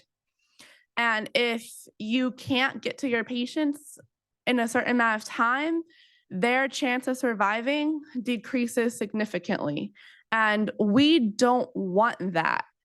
We want it to be that we can make sure everyone has, brushed teeth, clean sheets, clean gown every day. And beyond that, like that, the emergencies can be dealt with, but we didn't have to neglect the other things to do so. everyone has a heart, so there's a good chance, you might need the hospital at some point.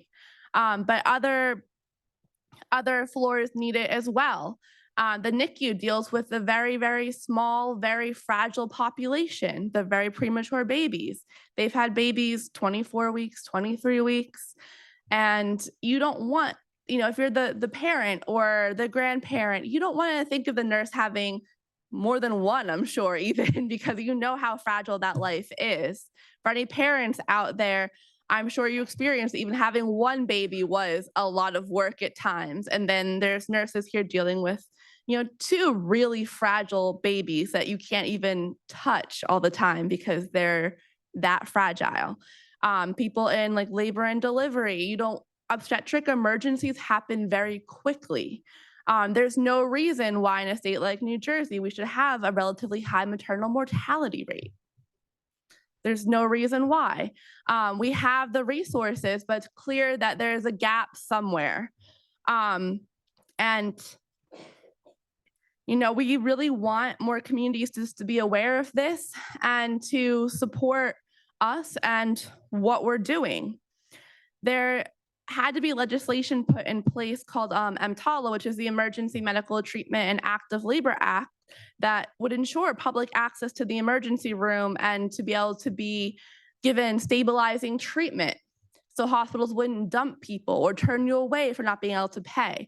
So if we needed that to tell hospitals, no, if someone walks in there having a heart attack, you have to treat them even if they're uninsured. Why would we not need legislation to help us achieve safe staffing? Hospitals are looking to make money across the board. Money matters. We know that. No one's saying that it doesn't. But what we're saying is that human life is not something you can just put a number on and treat it like some other commodity. We've been to a lot of different council meetings, and a lot of townships will support, they want to really support different communities. Like we want to support the veterans. We want to support like mental health initiatives. For October is breast cancer and like domestic violence awareness. And we treat all those populations in the hospital. So a way to really invest in our communities is to try to achieve safe staffing and other initiatives in healthcare to make it better. We want better. And there have been some townships that have passed resolutions to help support us and support safe staffing. I believe Edison, Maplewood, Piscataway have. There may have been some others so far, Highland Park. So we're really looking for more community and political support at this point. We know that, individual townships, you can't get involved in negotiations. But like I said, this is a lot bigger than just us, than just Robert Wood, than just, Middlesex County. This is something that we could do as a state that would really change the landscape in healthcare and save lives ultimately. Regardless of the reason you're in the hospital, we want you to have a good chance of going home safely. Thank you. Thank you very much.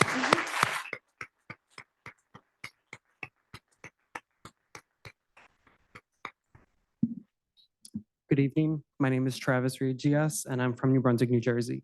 So I actually have gone to Sayreville a couple of times. My mom was a public educator here at the high school and at Wilson. So I would come here with this, play with the kids a lot and, hang out with the high schoolers. So I'm one of the 1,700 nurses on strike, and we, as you heard, went on strike on August 4th. I'm going to put out some other numbers as well. The hospital since today has spent over $100 million on replacement travel nurses that they could have put back into the staff that actually, want to be there. And also, I'm not sure if this was brought up, but they also took away our health insurance September 1st. Saw that. So I'm currently uninsured right now as a nurse. We have been on strike for over 100 days and it's been since September 1st. I was actually one of the people who walked out on, that day. And I had 2 patients that I actually knew from previous, stays in the hospital.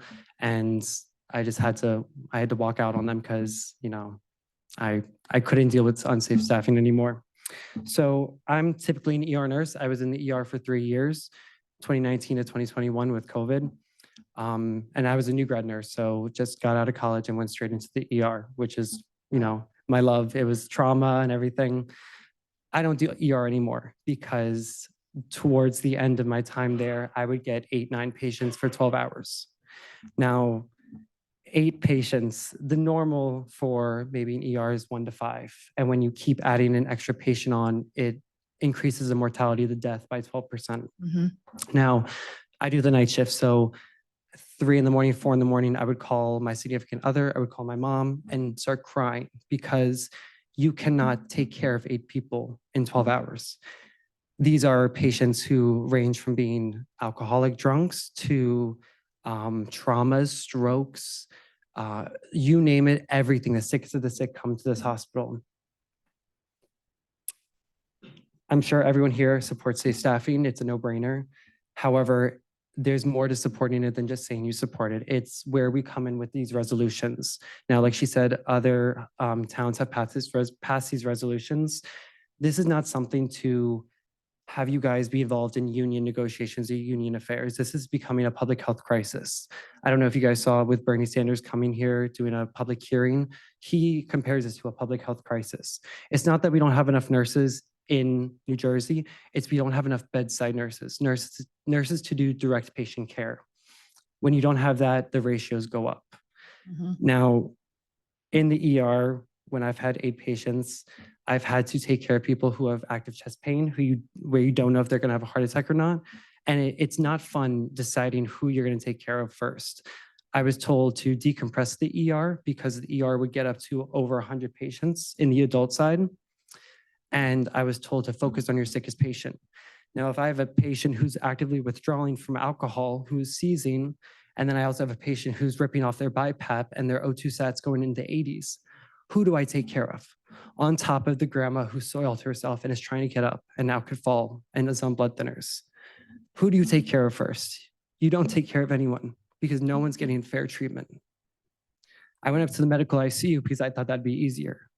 And it was actually until you get 3 critical patients.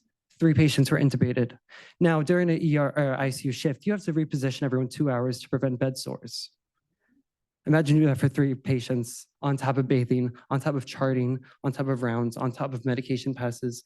Now, there are things that obviously you guys can't fix. We have low ancillary staff for nurses' aides. We don't have stuff that's stocked. But one thing that we can keep appealing to for bedside nurses is safe staffing policies that are enforced and that will penalize hospitals when they don't enforce it. Now, we've seen this in Oregon, California, New York. These laws have passed for enforceable safe staffing. It's time for New Jersey to get with the program because we are too highly populated and too, modernized with healthcare to be at this 1-to-8 ratio, 1 to 6. It is like that majority of this hospital. So please help us with this public health crisis. Thank you so much. Now,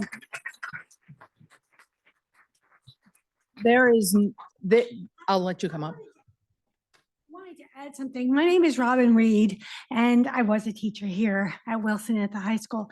And I'm his mom, so I'm speaking as a mother, but I'm also speaking as a mother of a disabled child.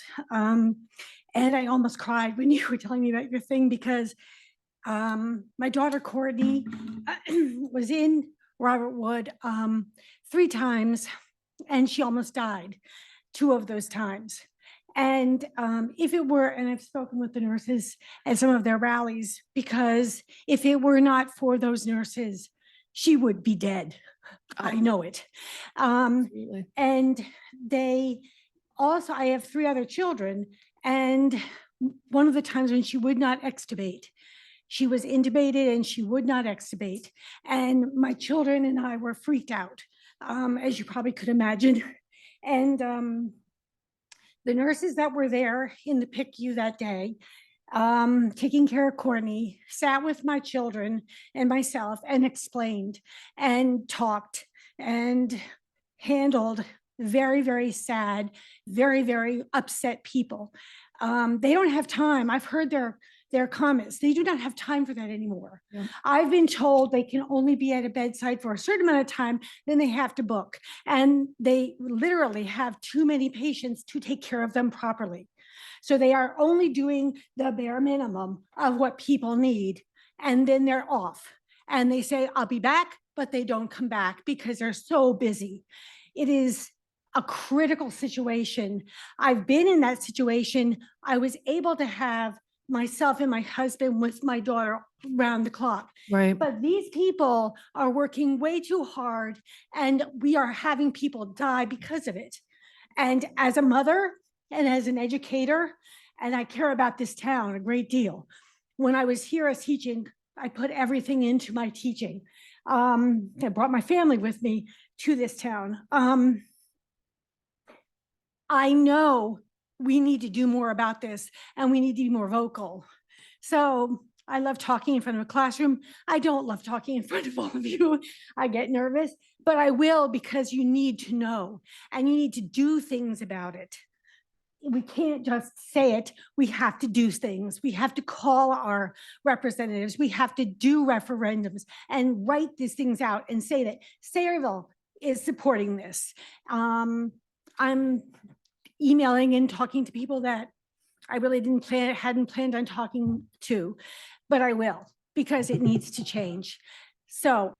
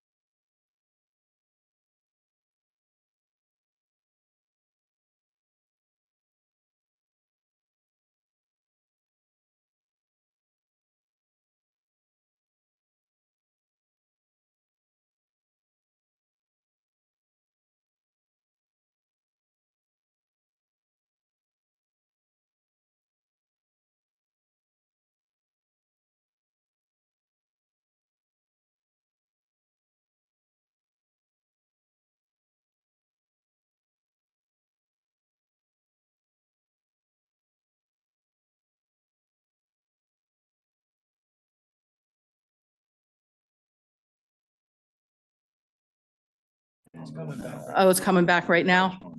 Okay, the floor is Right. yours, sir. All right, good evening. My name is John McGee. I live at 161 Kendall Drive, right on the corner of Cheesequake and Kendall. I'm the guy.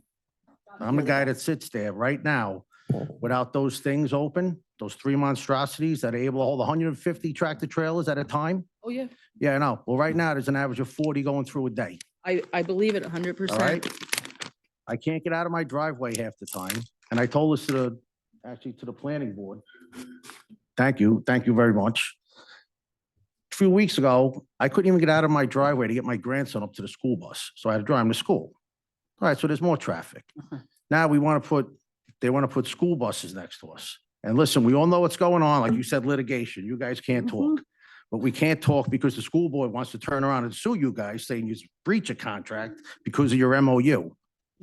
Everybody knows what's going on. Let's be for real. It got moved from by the Sellover School. It got moved from Ernston Road, reason being because the EPA said it had to be moved. So even like all of us, we're not looking for it to be dumped on another township. Last time I was here too, I said, there was plenty of space, Lower Main Street, all over this town. There really is. If that school bus goes there, 85 more buses. When you come down Cheesequake Road now, if anybody's going towards Menacing, take notice of the signs on the right side. Once you pass those, and I call them monstrosities because I lived there. And before I recently retired from my prior job, I drove track trailer. They don't stop on dimes. So when these buses are coming out at 6 in the morning, right? Somebody hits a Sayville school bus, who they suing? The borough of Sayville. And it may not only be the BOE, it's going to be the whole borough of Sayville because we pay taxes. So now when those buses are going, when the traffic gets backed all the way up, God forbid they can't move because the other day, 2 tractor trailers were making a turn and everybody was stuck. I recently retired from New York City Transit after 35 years on a train. Anybody see a train get hit by a car? Anybody ever see anybody get hit by a train? I have. It's not pretty. So when those cars are sitting there, it's not going to be good. And also too, they were talking about, everybody knows that Laurel Park is a cut through. Everybody know. knows. I'm home every day now. If I sit outside with a camera, I'm going to bring you tractor trailers cutting up there's people here. My one neighbor's right there. My other neighbors, School half of buses these too. people I all know. live I on brought it Kendall up. over there. It's big. It says no trucks over 4 tons. Big deal. They're cutting through already anyway. I know. So what happens in the morning when they can't get down to their things, the monstrosities, there's no sidewalks. The kids walk on the street to get to their school buses, right? Mhm. And I understand the borough needs a place for the buses. But you can't tell me that out of this whole borough, listen, I don't mean to say this, we got rooms for gardens and we got stuff like that, but it's almost like, you know what happened? It's almost like, well, listen, let's just stick it here. Maybe nobody will notice because it's deep back in the woods. Yeah. No, I'm going to be honest with you because No, I hear you. I'm trying not to be, but whenever this township wants, I'm living here 30 years. I moved here from New York, to be honest with you, to get away from New York. My daughter went to school here. Now my grandson goes to school here. For 30 years, I've been getting robocalls. Whenever this township wants something, I get a robocall. When you guys were running for election, there's robocalls. All of a sudden, the Department of Education had a meeting. And next thing you know, there's a school bus depot going up because maybe only 10 people knew about it. You know what I'm saying? And I'm telling you, the traffic is so bad. Yeah. When they were building those things, me and my wife can't sleep at night. My neighbor over there, his walls are cracking. My wife's pictures are falling off the wall. So my grandson goes to school. He's sitting there getting phone calls. He's falling asleep. I don't know where you guys live. My parents live right on Cedar. I'm right Okay. there with you. Okay, I'm there there you go. every Well, you know single what? day. I see my friendly. Literally shake with the tractor trailers going by now. Oh my, and the buses too. I brought that up to Well, the that's a council good- as well then too, then because maybe- it's a listen, cut through. I understand they got to get to school. I understand the kids got to get to school. We know that. Yeah. But if you put that, say that goes, that you would, if that goes there, and then let's talk about the cultural center that everybody, that what people aren't supposed to know about either, that they want to put in the baseball field across the street. So let's add some more. Cultural center. So you're, yeah. you're Oh, I coming, think recreation center, yeah, that's Not- dead, that's not the gone. you're coming up at Aquatic 5 minutes. That's and dead. Just to be cognizant of the That's- other individuals, you're Well, coming one up of at the- 5 minutes. Yeah, Okay, just, I will. one of But- the things that and that wasn't on here yet, but I want, that property was supposed to be put into the open space, Rossi, that whole The area other down there. softball field. And I made that a point at the last council meeting.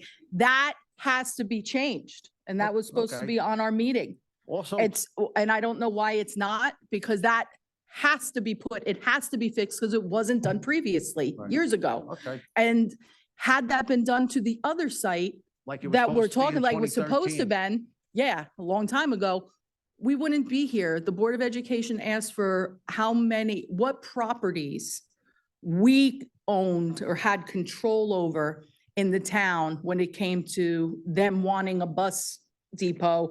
And suddenly it became our problem to find them the property. And I understand And too. we stepped up I'm and we sorry. said, we'll show you what we have, okay, as a discussion. We didn't have many properties that we actually own or that aren't locked by like green, green space or blue laws or whatever. But there's other properties within the borough that are either owned privately why or we're be all here. owned by the Middlesex County. There is a lot of properties that are just not ours, but we can't negotiate for other people. And that's what needs to happen. Right. All of that needs to be on the table. I understand Yeah. that. I do. I I understand. agree with that. you. No, And I I'm understand supporting that you. the BOE wants it too, because it's getting at least for like $1 or something, which is understandable too. If I Oh, could get yeah. it, I'd take it too. Of course, you'd be, You know? yeah. But also too, when you go to that Lifelong Center, you know there's about 40 other little mini school buses that park down there too, right? Yeah, I think those are the So- ones we've been seeing cut So through let's Laurel put them Park. in the loop. Let's put them in the loop too. Oh, yeah, I agree. So. You and I are speaking the same language, and I've I'm been. just saying, if it goes there, it's a bad idea. And you talking about litigation, you're getting sued. Talking about safety, I'm telling you, it's bad. It's bad. And this is coming from the guy that lives right on that corner. You know, so What I don't like is we're all in the same community. What I don't like I'm- is we're I'm all, going. no, I no, would- we're all in the same community, and I mean that from the Board of Education to us, right? And I don't like when we get things like, well, now we all have to be quiet because we could sue. How is that solving anything? well, litigation. I can't Well, that's talk. what I mean, litigation, like we get stuck now where it's like, okay, we can't really say anything because now But there's That's the why I'm potential. saying it. Yeah, you're saying it, but what I would like to see, why threaten one another with those types of things? Why not just come together and say, hey, we have a problem, the residents have a problem.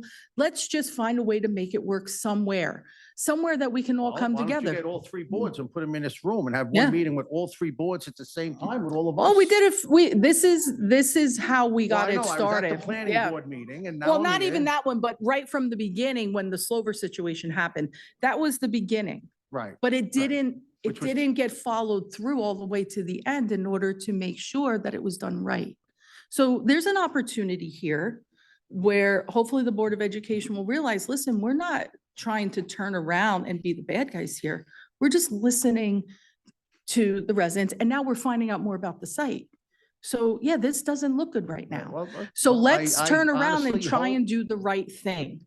Hopefully that's what will prevail. No, I honestly I hope, agree. like, the planning board gave their recommendation that they're against Yeah, it. they did And I great. honestly, I really hope, like, all you folks sitting up here, kind of, I'm telling you, because it's gonna be a bad thing. Plus, I mean, I could tell you personally, if it happens, I'm out.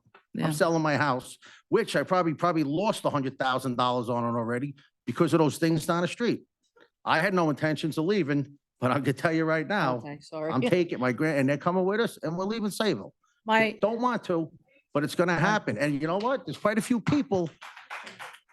And it ain't about somebody from New York coming in and saying, I'll take the house. I don't care.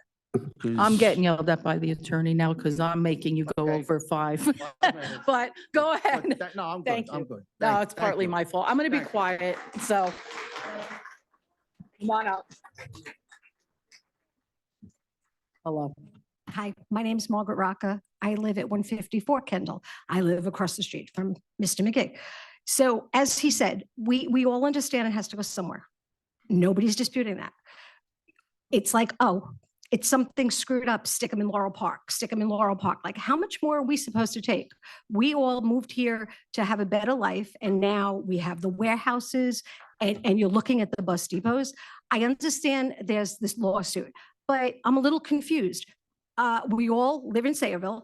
The planning board has a lawyer, the council has a lawyer, this one, don't they all work for us? I mean, we're fighting against ourselves. This just makes absolutely no sense. So, I mean, it just makes absolutely no sense. We need to come together and we need to figure out where it needs to go. Nobody's disputing it, that it has to go somewhere. It's dark in the morning. These trucks that are going to come through are already, we can't get out of our driveways. We can't get the accidents that are happening already on this corner for the last 30 years that I live here as well. It gets more and more every year because the traffic, the cut throughs. Now you won't even be able to cut through because you won't get out of Kendall onto Cheesequake because the buses are going to be there. Once those school buses, if they end up there also, like John said, the accidents that are going to happen, you're going to look to be sued by even us because our houses, how many times our houses have almost been hit on the ones on the corner there because of these accidents. And you need to realize years ago, the school bus mileage changed. And now our children walk to school. There's no sidewalks, it's dark, and now you're talking about more buses and more things to come through and taking the safety of our children, and that is unacceptable. We moved here to be safe and to live comfortably. This is not it. We need to do something. And you can't talk about it, but this needs to be squashed. It needs to go somewhere, not where we are. Enough is enough. It's just not fair.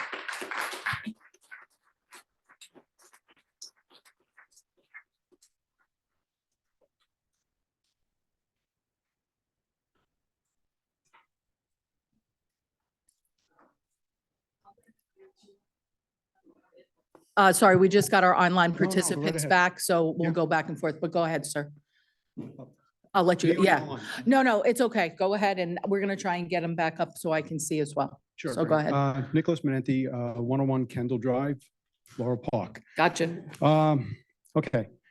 I'm here, I spoke on this last council meeting, and I'm here again to speak on the bus depot in Cheesequake. You're probably wondering, how come a lot of people are here instead of, speaking at a board meeting, instead of speaking at a Board of Education meeting? Well, I don't know about them, but for me, two particular reasons. Number one, as far as I know, no one is against the bus depot itself. We understand they bought 72 buses without having some place to put them. I don't know how wise that was, but they bought 72 buses that is staged over 4 different locations now as far as starting the day and ending the day. They need one central location to maintain those buses and a safe work environment for the bus drivers and the aides. So yes, we acknowledge that, and no one is against that. What we're against is the location. And the reason we're here is because this council, this borough controls that location that was offered to them.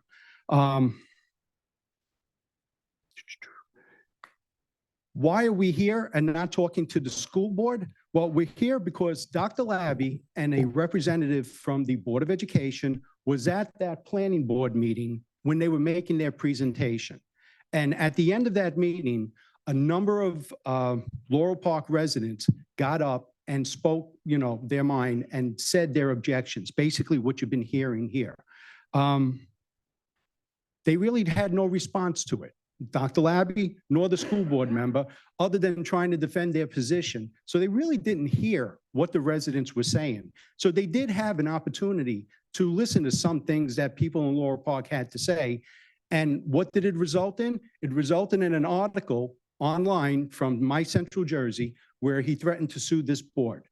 Well, I guess he didn't hear us because he wants to sue you, regardless of the fact that we object to the fact that that facility should not be located on that road. 2 main reasons, and like the planning board brought up, no environmental impact study, no traffic study.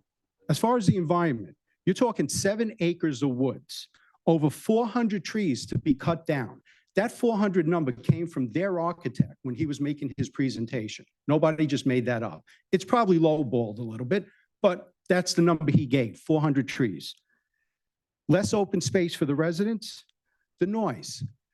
Somebody had brought up at one prior meeting about the police range. Now, I've been living here over 32 years.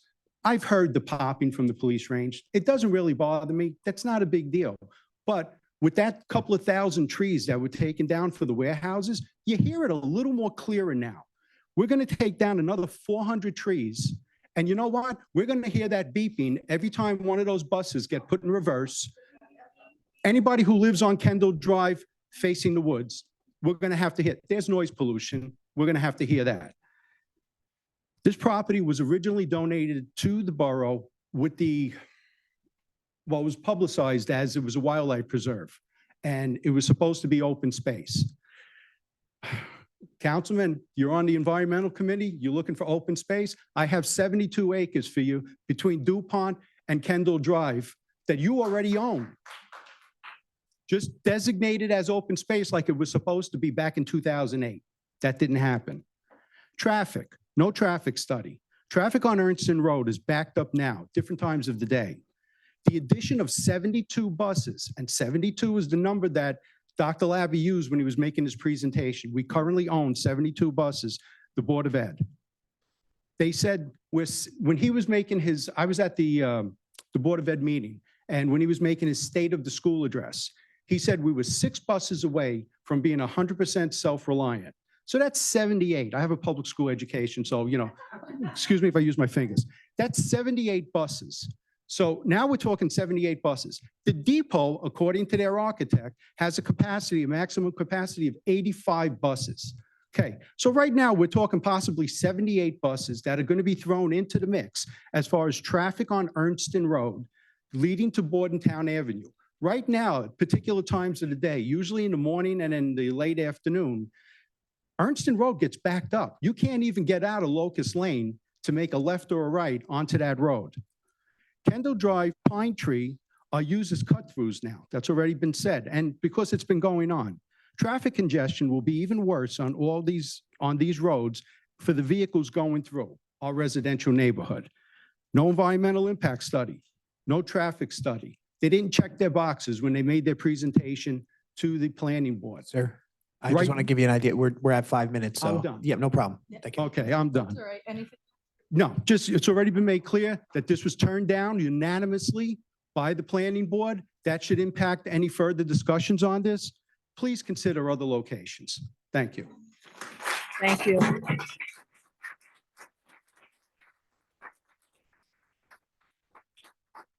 I'm going to go to the right and then back to the left, okay?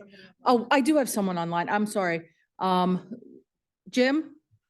All right, go ahead, Jim. I'm coming over here next, okay? It's in 11 Burrell Square. I first want to thank you for your comments on the open space, that this is moving along. You know, we have a new mayor coming in. We know his history with respect to open space in the past. So I'm hopeful and I'm thankful that something is going to be done now before somebody who is hostile to open space comes in. I like to be optimistic about things. I like to be thankful for things that go on. And I do want to address the bus depot situation. I got involved. I didn't want to get involved in this. I got involved in this when a friend of mine who has since died called me because they were trying to locate this in Morgan. And this was more than 2 years ago. And since then, I've spoken to residents, I've spoken to Board of Education members, I've spoken to planning board members, I've spoken to council members. And to a person, every one of those folks have tried to be helpful and have tried to solve a problem and have tried to meet the needs of the public and the board. Unfortunately, I can't say the same of Dr. Labby and his role in this. And I don't really want to point fingers here. I don't live in Morgan. I don't live near Laurel Park, but I love the entire town. And when I first got involved in this more than 2 years ago, the very first thing I did, and Mr. Spizzato talked about 4055D-31. Well, I probably am the only person in town that can recite that by heart. And I told Dr. Labby about that 4 different times, going back, the first time was more than 2 years ago. And if he had done that. And by the way, one of the important things of that statute, it says, before doing anything that necessitates the spending of any money. So the whole point to this statute is that you come into the planning board before you spend money, before you have the plans, before you have the designs, and you run it by them and let the public speak, know the plans, and let the public make their comment. You know, until the planning board hearing, I don't think any of us knew that when this land was donated, there were environmental issues there. When Mayor O'Brien accepted it, he didn't raise that. He didn't look into that. I don't think anybody knew until then. That's why it should have gone before the planning board. You know, we talked about the traffic study. I sent Dr. Labby the Arsenal Warehouse traffic study, probably in 2022, so that he knew exactly what the situation was there. Now, I want to say this, that everybody that I have talked to about this, almost everybody, has acted in good faith. Even the council. This isn't the council's problem. This isn't the council's responsibility, but they tried to help. As I did. I tried to help. I sent letters to the board. I went and I gave them a list of 8 or 10 other properties to look at. After the meeting, after the planning board meeting a couple of weeks ago, I sent Dr. Labby a letter saying, you know, that didn't work out very well for you. I think you have to go back to the drawing board, but I am still ready, willing, and able to help, and mention some additional properties that they ought to take a look at. And as one of the residents said, that Dr. Labby his response would be to say, we're going to sue? We're going to sue the borough council? We're going to sue the body that represents the people of town? And everybody who made a decision here, the council, the planning board, even the school board, when they decided not to be in Morgan, they did that not of their own volition. They did that because they were trying to do their best to represent the wants and the needs of the public. That's who you all, I'm just a citizen, but that's who you all respond to, the public. And when Dr. Labby says, I'm going to sue you for reacting and responding to the needs of the public, that's disheartening. That is damaging to the spirit of cooperation that we really need to solve this issue. There's no enemy here. We want to do what is best for everyone, but not at the expense of anyone. And I really think that, you know, I first learned about the art of politics from Dr. Parnell, who was my teacher in high school, and she later was a that name. attendant. You know, this isn't the way she would have done things. I will tell you that. Hey, Jim, we're at 5 minutes now, Jim. Okay, Did very you good. want to? I will stop, you know, my points on this, but I'm going to come back and talk about something else a little bit later. But I knew thank you would. Thank you. Thanks, Jim. Over here, please. Yes, young lady, come on up. Hey, I've aged a lot up here, so everybody's.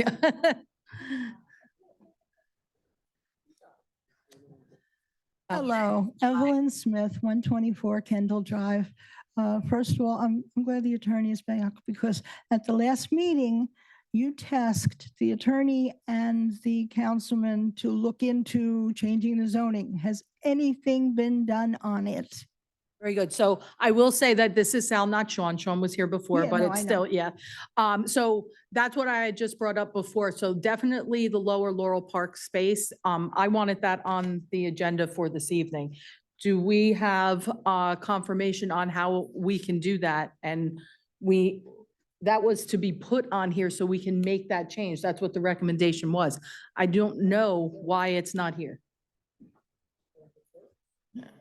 I mean, what has to We're happen? working on the ordinance. Okay, you're gonna work. Yeah, be prepared to be introduced at the next meeting, which would give it time to be passed before the end of the year and Yeah. then. Yes, Because any- that's what my concern Well, is. that's what and we my wanna get concern this is. Done before the end of the year, before I'm gone. you're Let's be gone, honest. and, Let's be we're not honest. Sure how the new people are going to It react. went through the holes previously.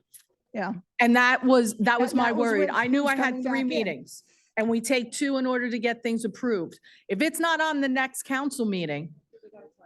Yeah, guys, as you leave, just keep it down though for me. So goodbye, ladies and gentlemen. Thank you. Thank you. So thank you.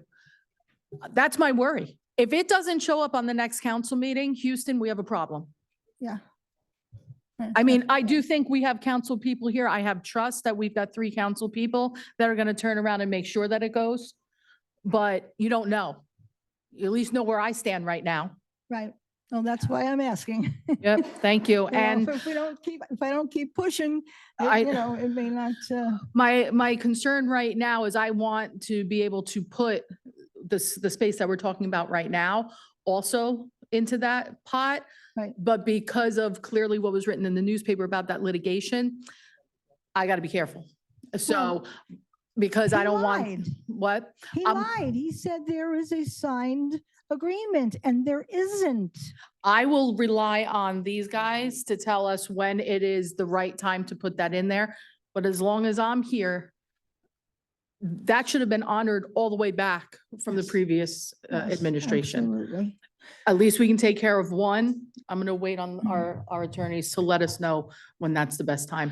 I would hate to turn around and see 2 entities within this town that represent all of you turn around and say, well, we're getting this space now sue each because other. we're so, like that, come on. Yeah. That does not serve anybody. Yeah. Well, one of the other things my friend Carol just brought up, they're talking about another 6 buses, which would make it 78, and then it can go up to 85. But we're completely ignoring Riverton. We're talking 2,000 more houses and apartments or whatever, plus the 2,000 apartments that are going in right now in various places all over town because of the lawsuit that cost 30% more market rate units if we didn't turn around and have the best COA attorney in the state of New Jersey. And he wrote the law that helped us to turn around and unravel the disaster that was initially coming. And we got open space in that agreement that mayors across the state are still wondering like, oh my God, how did you do that? Can you imagine how much worse it's bad enough that we're dealing with what we are now. 30% more market rate would not even have been the affordable that we're required to put in under law. We would have had to put in even more affordable for the next round. I would rather they took and the ones that they're building now and turned them into affordable because we don't need any more regular housing. The in developers Saraville. wouldn't do it and the law was in their hands. And because for years, the mayors and all the other places, previous administration, previous planning board said, you don't have to build any affordable housing. We got slammed. Yeah. It was a disaster. $1.5 million or something like that. I can't even, I lost years of my life. My husband thought I was going into a different profession. Our dining room table was nothing but littered. Mary, you were here, littered with maps and 2 hours a night on the phone trying to go through the paperwork and stuff to turn around and find out, no, the mayor unilaterally signed an agreement that was not legal. I'm dreading January. But I digress. But it was the clerk's fault. She put it on his desk. Anything she puts on his desk, he signs. You know, check. Yeah, right. So I apologize, continue. Yeah, no. Like I said, we're, my friend brought it up, we're not even talking about what's coming in with Riverton. And I'm like, yeah, you're right. I mean, as it is, I don't know how we're going to fit the kids into the schools that we have, because we closed down so many of them because, the baby boomers had aged out and the younger ones weren't having as many kids. But when you bring in more parents, there's going to be more kids. I hear you. Thank you for Dr. asking. Parnell, in fact, said, oh, well, people who move into those townhouses, they don't have kids. Children, I know. I know the quote. Yes. That's exactly what you said. People who move into townhouses don't have kids. Yeah, no, You know. that's crazy. Like, But please keep coming back and asking because I will be here 2 and more I will, meetings with me and then come back and ask even more questions when I'm gone. okay, and I will be at the Board of Education meeting, which is next Tuesday, okay, at Samsel School on Ernston Road at 7 o'clock. Directions So- available by you if needed. Oh, yeah, yeah. I mean, just get on Ernston Road and head for the Sarahwood Shopping Center. Look for the known traffic. as Gateway. Yeah. Yeah, well, I was gonna say, if we can get out of the Yeah. neighborhood. you Laurel know. Park residents take alternate route. Thank you. So, Thanks. Thanks.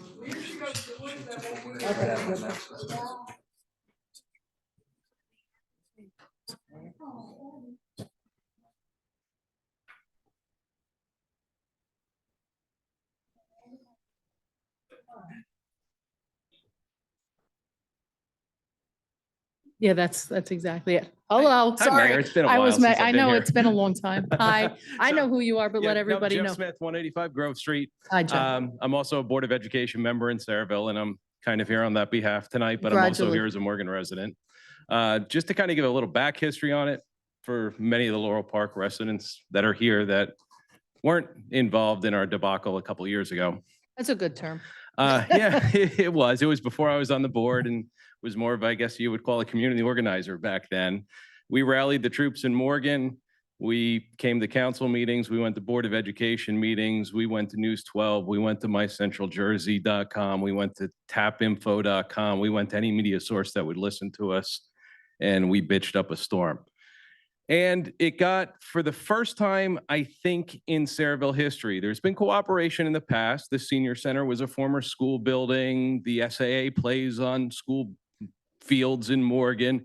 There's always been cooperation between it, but I don't think there had ever been a legal quorum meeting advertised to the public of the Borough Council and the Board of Education members. There was enough Borough Council members there to pass a resolution legally. There was enough Board of Ed members there to pass a resolution legally. It was advertised in the media. It was advertised on Facebook. It was advertised in flyers handed out all around. And Mayor, you may remember Councilwoman Novak, a lot of the council people up here. Councilman Balak was on the Board of Education at the time, so I know he remembers it. There was an impressive turnout to that meeting, and it was mostly Morgan residents, but there were residents from President's Park. There was residents from Laurel Park. There was residents from Parlin. There was residents from all over the borough because they wanted to know what was going on.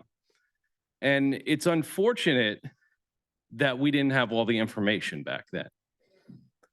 It's unfortunate that the council gave through Jay's office, and they were helpful, 8 properties, none of them worked out between the 2 governing bodies. And then the former business administrator came up with the, hey, let's do this. It's property we have, great. We signed a memorandum of agreement afterwards. A resolution was passed by both bodies, governing bodies, saying we're going to do this. The concern, I think, now is me personally as a board member. I hear you. I was in your seat a couple years ago as a Morgan resident doing the same thing you're doing. I hear you. I think our biggest concern now and biggest fear is that the memorandum of agreement and the cooperation that we saw 2 years ago, that it's going to go away. That the board does want to work with the council. Speaking the board members, the elected body, wants to work with the council, wants to work with the planning board, wants to work with whatever we need to work with. We all work for the residents of Saraville. We all were elected by the residents of Saraville. to do what is the best for the town. I think, and I want to tread lightly here because I know there's been correspondence between our attorney and you guys on next potential steps. But I would like to get a commitment from the council tonight, at least, that you are still willing to sit down and come to a resolution. Same way the Board of Education let SAA play without a lease all year at Slover School. That lease had expired. We love the kids playing over there. I live there. I love watching the kids play ball over there.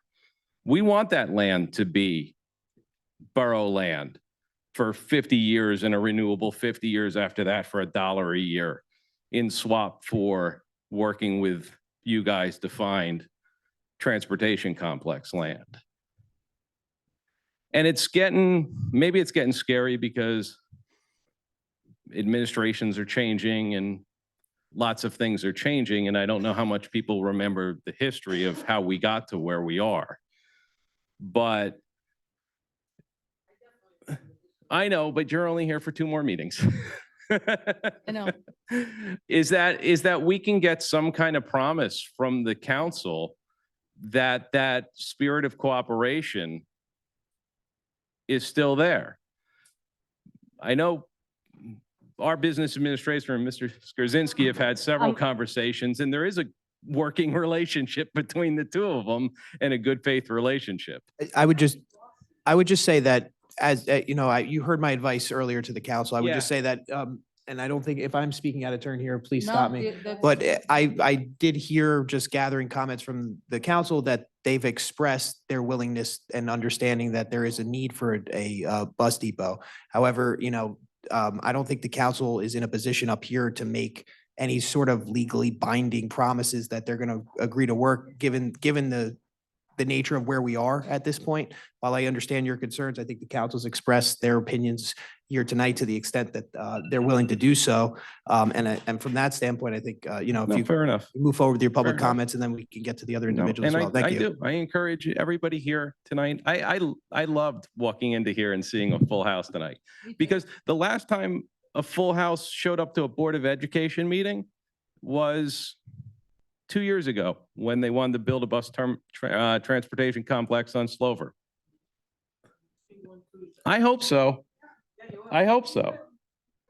I hope so. The only way government works, the only way good government works, is if people pay attention. So come out. It's Tuesday. It's next Tuesday, 7 o'clock. So Guys, we can't, we're we not going to can't. talk about the lawsuits. No, they can't engage you. They I'm can't. sorry. I'm sorry. I'm sorry, Guys, I you know can better come, than no, that. you I can't know better turn, than that, yeah. but I do. I encourage everybody to come out next Tuesday, the 21st, 7 o'clock. Go to the Board of Ed website. The agendas are posted, same thing as the council, and I encourage participation. Sounds good. Thanks. Thank you. Come on up, Mr. Spasato. Hi, friends. Hello. I just I think wanted- we know, I think you're okay with address Yeah, now. We know 54 it. Washington There Road. you go. Next to the Sportsman, Yep. the house that begrudgingly took Is down it- the Halloween decorations. Is that? I wanted to just speak to Mr. Smith's prior comments. Thank you for your service. With all my heart, as a parent of a child in Wilson. Thank you.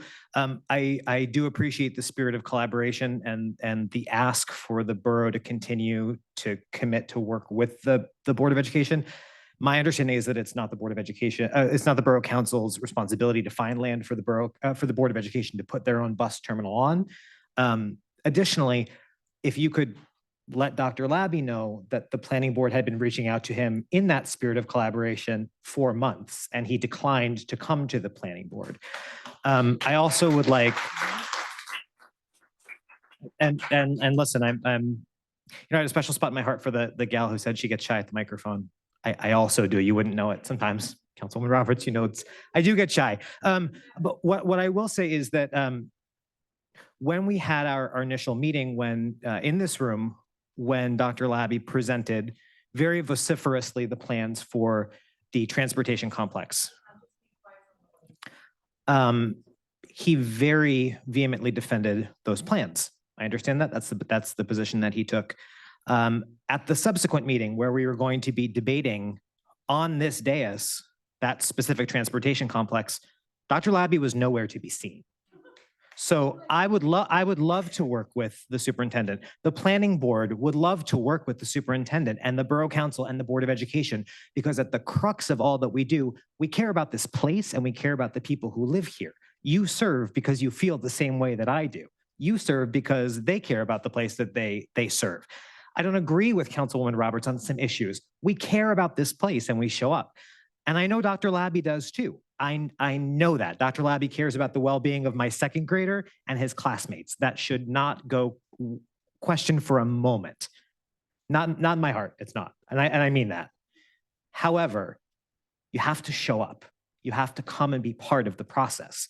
Democracy dies in darkness. And I am so buoyed by the feeling that I get from residents who show up and who will continue to show up. And so in that same vein, I ask Dr. Labby and the Borough Council, the Board of Education and the Planning Board to sit down, to not threaten litigation, to not hide behind attorneys, but to have a real good faith conversation about the place that we are in and the ways that we can make it better. If Dr. Labby is committed to doing those things, if the Board of Education is committed to doing those things, if the Borough Council is committed and the Planning Board is committed to doing those things, we can work together and we can get real work done without threatening attorneys. So I just wanted to speak to that and hopefully, again, put on the record, we want to meet, we want to come together. And as a board, our chair is committed to doing that in a way that is transparent and fair and open. So thank you. Thank you. I'm going to go up front and then we got a lot. Robert Mitchell, 89 Kendall Drive. Many things have been said about traffic safety, all that. I have one question. Procedure was not followed, and I hear this of threatening litigation. If procedure was not followed properly, how do they have a leg to stand on threatening litigation when they did not do the right procedure? Can somebody, maybe the borough attorney, can you answer that question for me? Just use the mic. Yeah. I could answer that, but I'm not going to answer that today on the dais because I think that gets into too specifics of the factual circumstances we're dealing with here today. I would just say generally, there is a procedure. It is to be followed. And, that's the long and short of what I'm going to say on that issue. Thank you. We don't know what the Board of Education plans on doing. They made it very clear, as you read in the paper, the threat of litigation. That's truly unfortunate. And I do respect our attorneys because they want to make sure that we don't say or do the wrong thing, which turns around then is detrimental to any of the residents here. I'm sorry, I wish we could speak more openly. Your question is valid, but I do appreciate that Sal is like, I'm not giving away anything just in case we have to evoke some type of plan for litigation. Okay, and I would And if I may, just on that point, I apologize. Again, as I said earlier on, in the capacity as borough attorney, we're still investigating a lot of these things. So tonight I learned a lot of new information that I was not privy to until I sat on the dais here tonight. So, we're working now, we're diving in, we're doing our due diligence. So, as in the coming weeks, we'll be able to, advise the council a little bit more as to potential legal positions, strengths, weaknesses, things like that. Yeah. Okay, thank you. I just want to further state that the member from the Board of Ed talked about cooperation and wanting this. And I heard people sitting behind me say, well, when you're threatening litigation, that is not the right way to try to bring everybody together to solve the problem, really. And you've been, yeah, it gums it up. And you've been here for a couple of meetings because I remember seeing you, I think at our last meeting as well. So you heard already how we felt in imploring the spirit of collaboration. Let's work through it. Let's make it happen. Was not expecting this email 4 days ago. I don't know about the rest of the council, but I was shocked. But we'll see what happens. Okay. Thank you.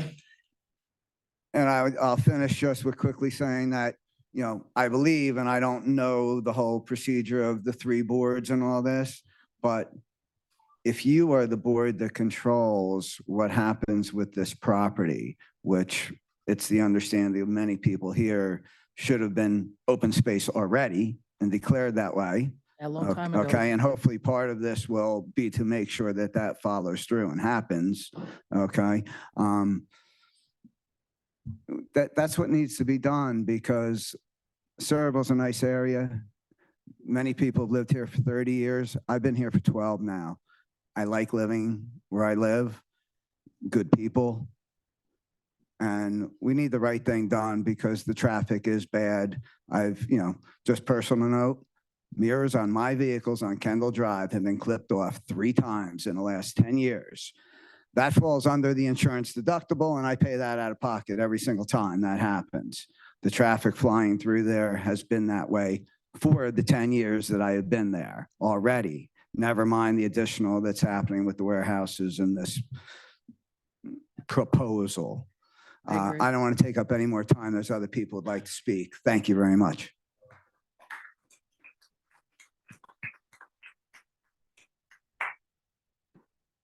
Did I miss anybody on that side?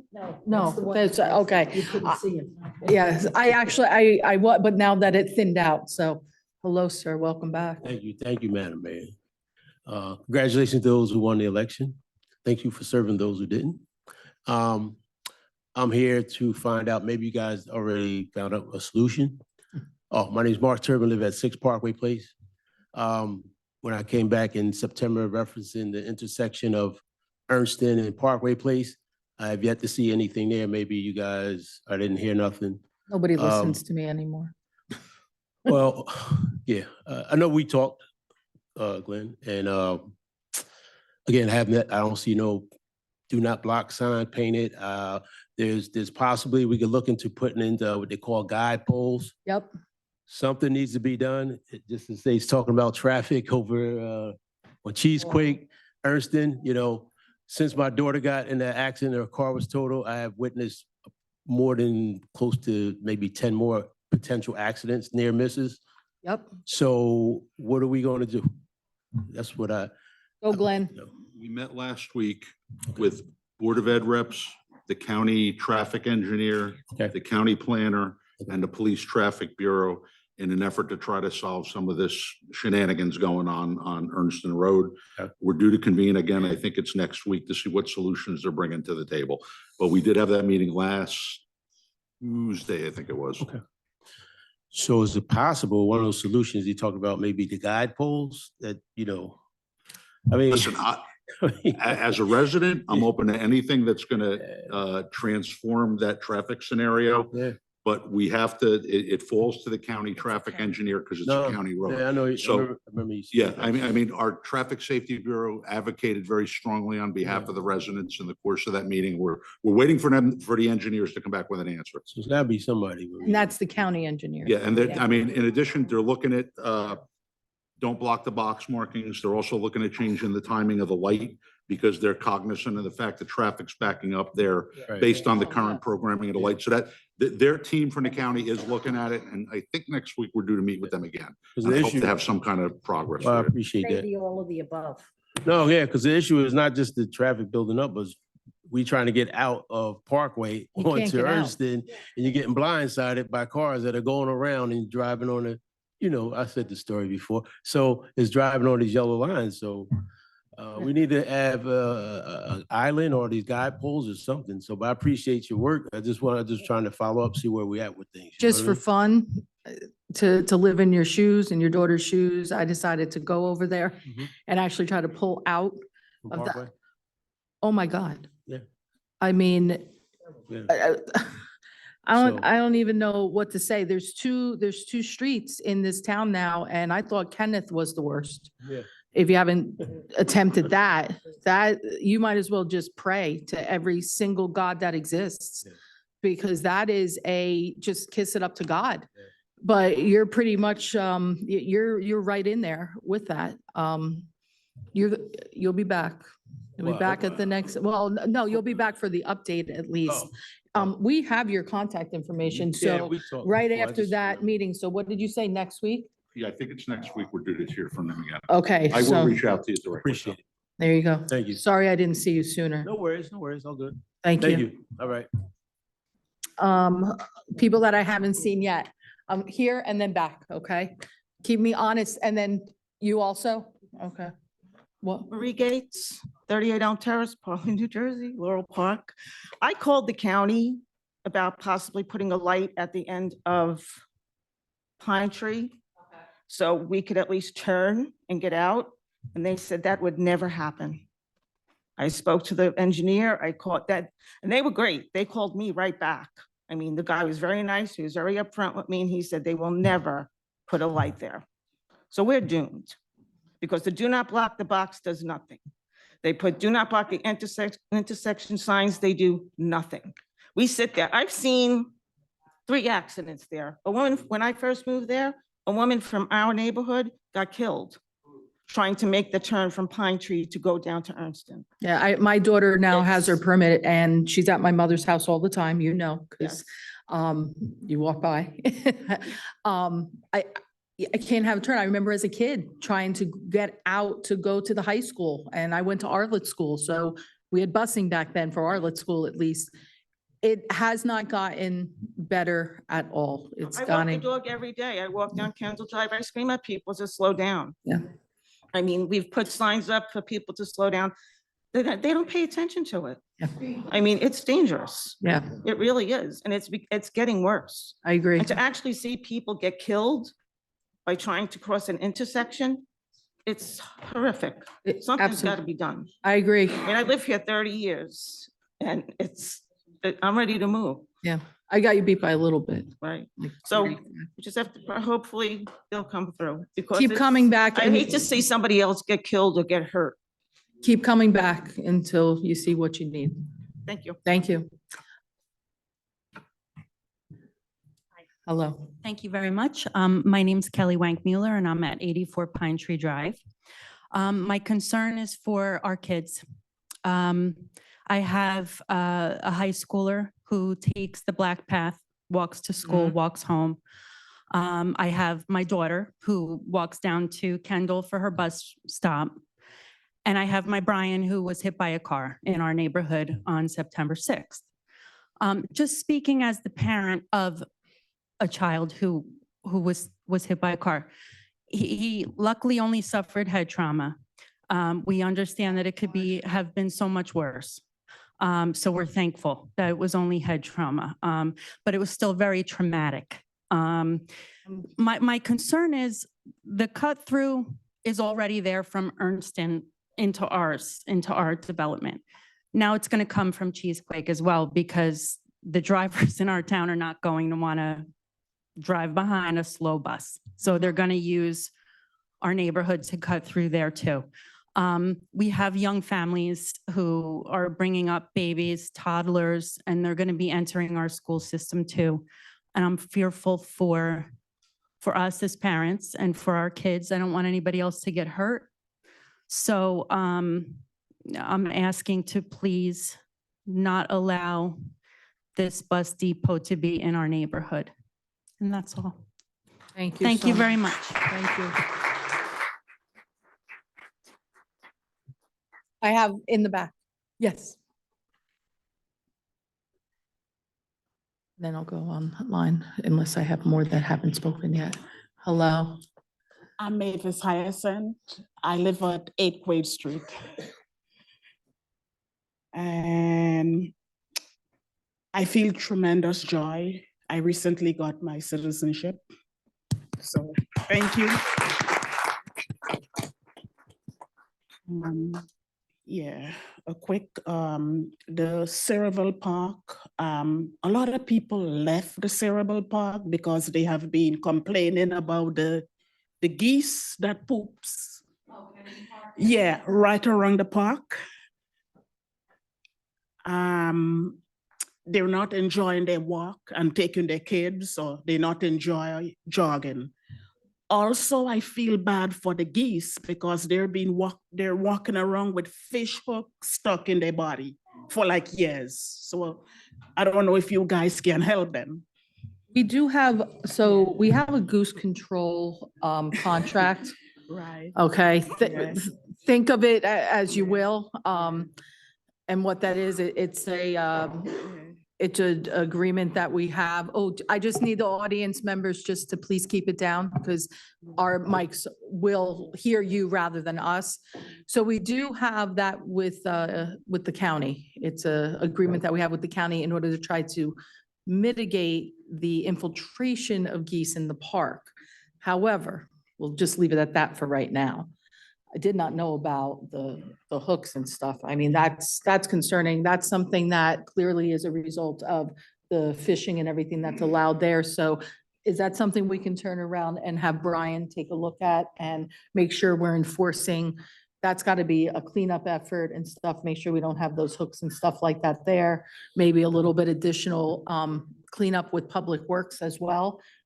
Anybody that's fishing, they have to make sure that they have their license there. They can't, guys, I do need you just to be quiet, please. Thank you. So that could potentially mitigate that a little bit. I don't know when the last time we turned around and did any type of dredging over in that area.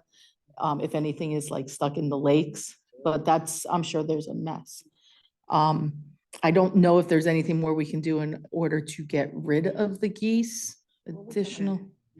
There's so many different things that we've tried, everything from noise to addling the eggs. And we do an awful lot of stuff, but we also have, as Vicki remembers, this piece of equipment that's got a big broom on it. Yeah. And that we literally go around and we do the sidewalks. We don't do the grass, with the geese. Yeah, but the geese don't listen when we say, please don't defecate on this side. We've tried to set things up. They're not they don't come to meetings. They don't listen. It's something that we've been dealing with for a long time. I mean, we can turn around and see what else we could.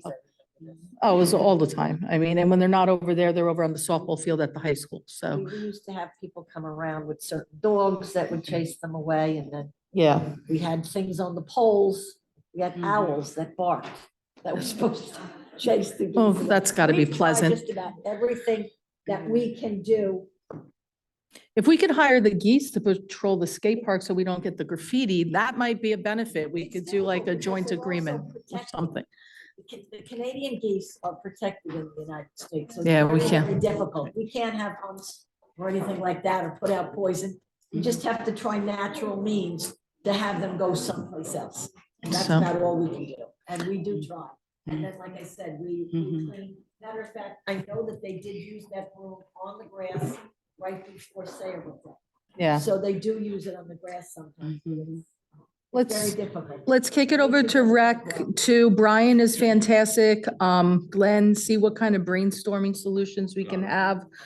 Just in case there is something else that we haven't been utilizing again. We'll keep up the process that we are, but maybe it's time to do everything from the cutouts to some of those other things we used to do. So, and the hooks and stuff, that's sad. That's just disturbing to me. That's a cleanup effort, in my opinion. That means that, listen, nobody's out there fishing for geese. So they're catching that and they're getting that because it's trash being left around. So that's what I can offer, at least on those two fronts. You have anything else? Yeah, I mean, I really thought the government had dispatched them there, but Mr. Councilman said they flew from Canada. Yeah. Yeah, so Yeah. I guess. Yeah, and they don't migrate really the way It's a that. nice park, and they left to go to the Pottomboy waterfront. Yes. Yeah.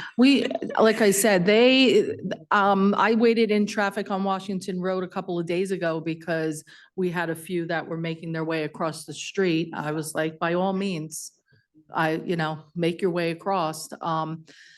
But yeah, it's something, it's been worse in Sayreville, I will say. The number of geese over the years has definitely decreased, but I don't think it's a problem that's going away anytime soon.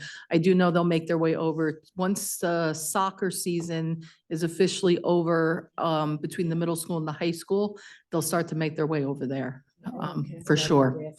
They do like the grassy fields and it's quiet there. Doesn't make anything better, but it just moves them. I'm sorry. Thank you. Thank you. All right, anybody else in public before I go? Oh, come, I'm gonna go with people that haven't spoke yet, and then I'll bring up my seconds. Jim is still waiting online, so I see you, Jim. I'm just finishing up with first rounds. Go ahead. Hi, Mayor. Hi, Hi. Council. Excuse me. I have one real big question on the taxes for open space. Oh, this is exciting. One thing, that's a new topic. Name and address though first, for me. 27 Buttonwood Drive. Thank you. It's just a block away from where they want to build the, I always liked Button when I was a kid because that road was always paved and we would ride our bikes down there. And it was So off. So we pay taxes for open space. That means that open space is Sayreville's, it's the people's. So doesn't the people have the choice of keeping that space open space or giving it to the Board of Education? Board of Education shouldn't have control over that. Hey, Sal, look at that. No, it was supposed to be, when this was first given to us. Yeah. by, I DuPont. mean, if we didn't pay a tax, that's another story. We were supposed to designate it, change the zoning on it so that it could only be used for open space. The zoning was never changed. It's still zoned industrial. So when the Board of Education was looking for property that we had, this was a piece of the property. Is there any restrictions on the deed? No, there is not. It's still zoned industrial. So we offered that as one of the properties we owned.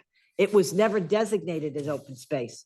It has to be. But it's still part of Sayreville, so it's the people's, technically. I mean, that's something to look at. Yeah. I like any argument, And- but and- I'm and not an other- and attorney, here's so. Another argument is that everything was said here tonight that I was gonna say, except for one thing. Beside the traffic, which is gonna be horrendous, the pollution from all 78 buses 70 plus, we'll just Well, say, whatever. yeah. is gonna be horrendous. That's like an enclosed area. Yeah. That's gonna be horrendous for everybody. I mean, we have a lot of cancer people on the block already, including myself. So I don't know. Yeah. I don't know.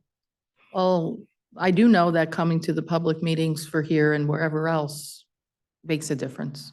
So please keep coming.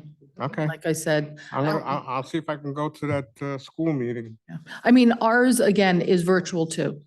It's one of the things I'm very proud of is that we have meetings so that if you can't come and sit in these seats, you can call, Zoom in, and be a part of the conversation. Oh, I okay, I think got you. at least here, yeah, you can do go it by on the phone, telephone. On the website, right? Yeah, and you can call in too, like I have telephone numbers too. So Oh, if you okay. don't do cell phone, you can do landline, you can do, tablet, whatever technology that you want to use as basic Mhm. or as complicated. I don't know if the Board of Education still has theirs on a virtual component as well. Dan, I don't know. I don't know if they still do. I would hope they do. They've got more technological capabilities than we do, the smarter minds. But if we could do it, I'm thinking I mean, they could still I've do been it. out of here, I've been out in Sayreville for 38 years already. Mhm. And from it being, pretty open, now it's becoming like a cement city. Yeah. It's not pleasant that way. I agree. Like I said, I don't suspect that this is going to, I would love for this to be taken care of and done with, tomorrow. I don't know how long it's going to take. So please just keep coming. I'll let you speak however long you need to. We're listening, we're hearing. Okay. It does look like it's live streamed at least for the Board of Education. And right on their website for their public. Okay. Yeah. Thank you. You're welcome. Thank you, sir. You've been so patient. You've been staying there. the whole time. Go ahead. Name and address. Sure.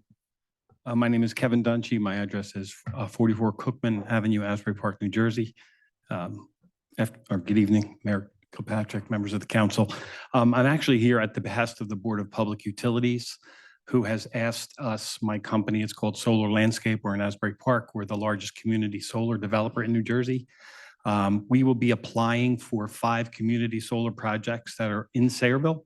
And they've requested us to let the council know and let the mayor know that these project applications are going in. Actually, the portal opens on the 15th. Okay. So we're kind of up against it. They let us know this right before the I'm election. just going to the ask you league, to and pause Thanksgiving. really Sure. quickly for 1 second, just so we can let those that are leaving. I don't want to miss what you have to say. So thank you. If anybody does want to leave, I don't want to not have you on record and anybody at Thank you, home. Mayor. We actually have quite a few still on with us tonight. I'm going to be as brief as I promise I can be, Mayor. We okay, guys? Just as you depart, Mike, would you help me out and close the door?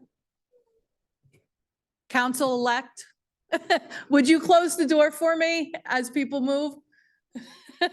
Thank you. Thanks. Go ahead. Thank you, Mayor. For those of you who don't know, what community solar is where you put solar panels on large logistic centers. And we take the electricity that we make rather than power the building itself. We sell the electricity into the community. We do that at guaranteed discounts. So your residents now have all the benefits of solar without the need for solar panels on their rooftop.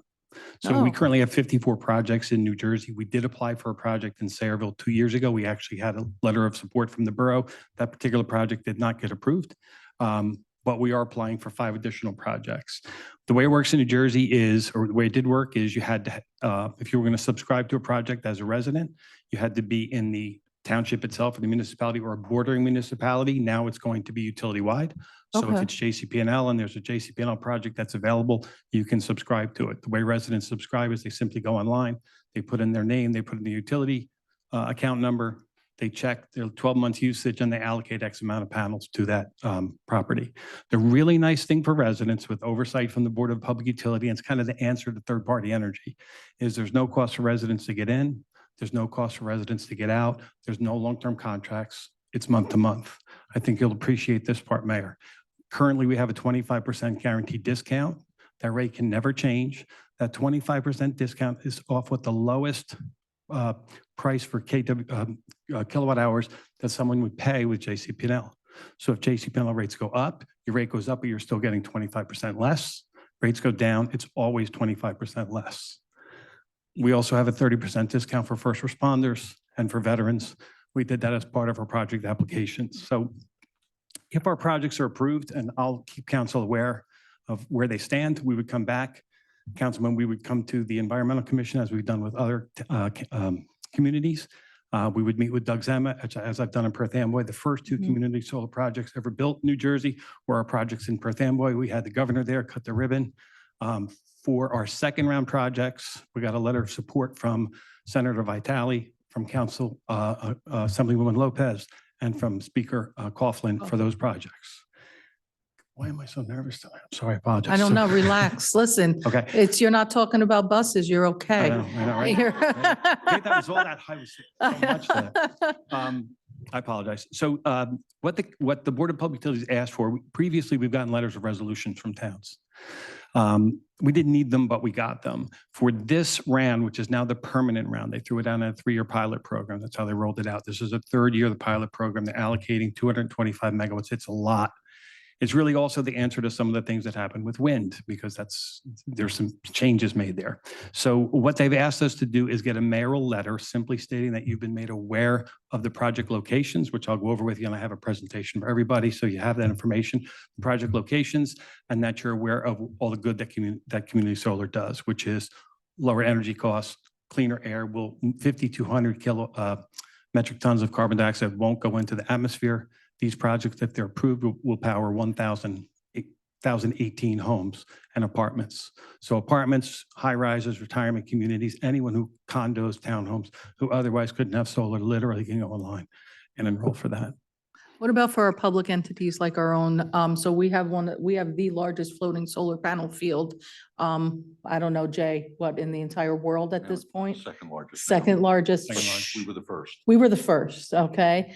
So this is obviously a benefit to our residents.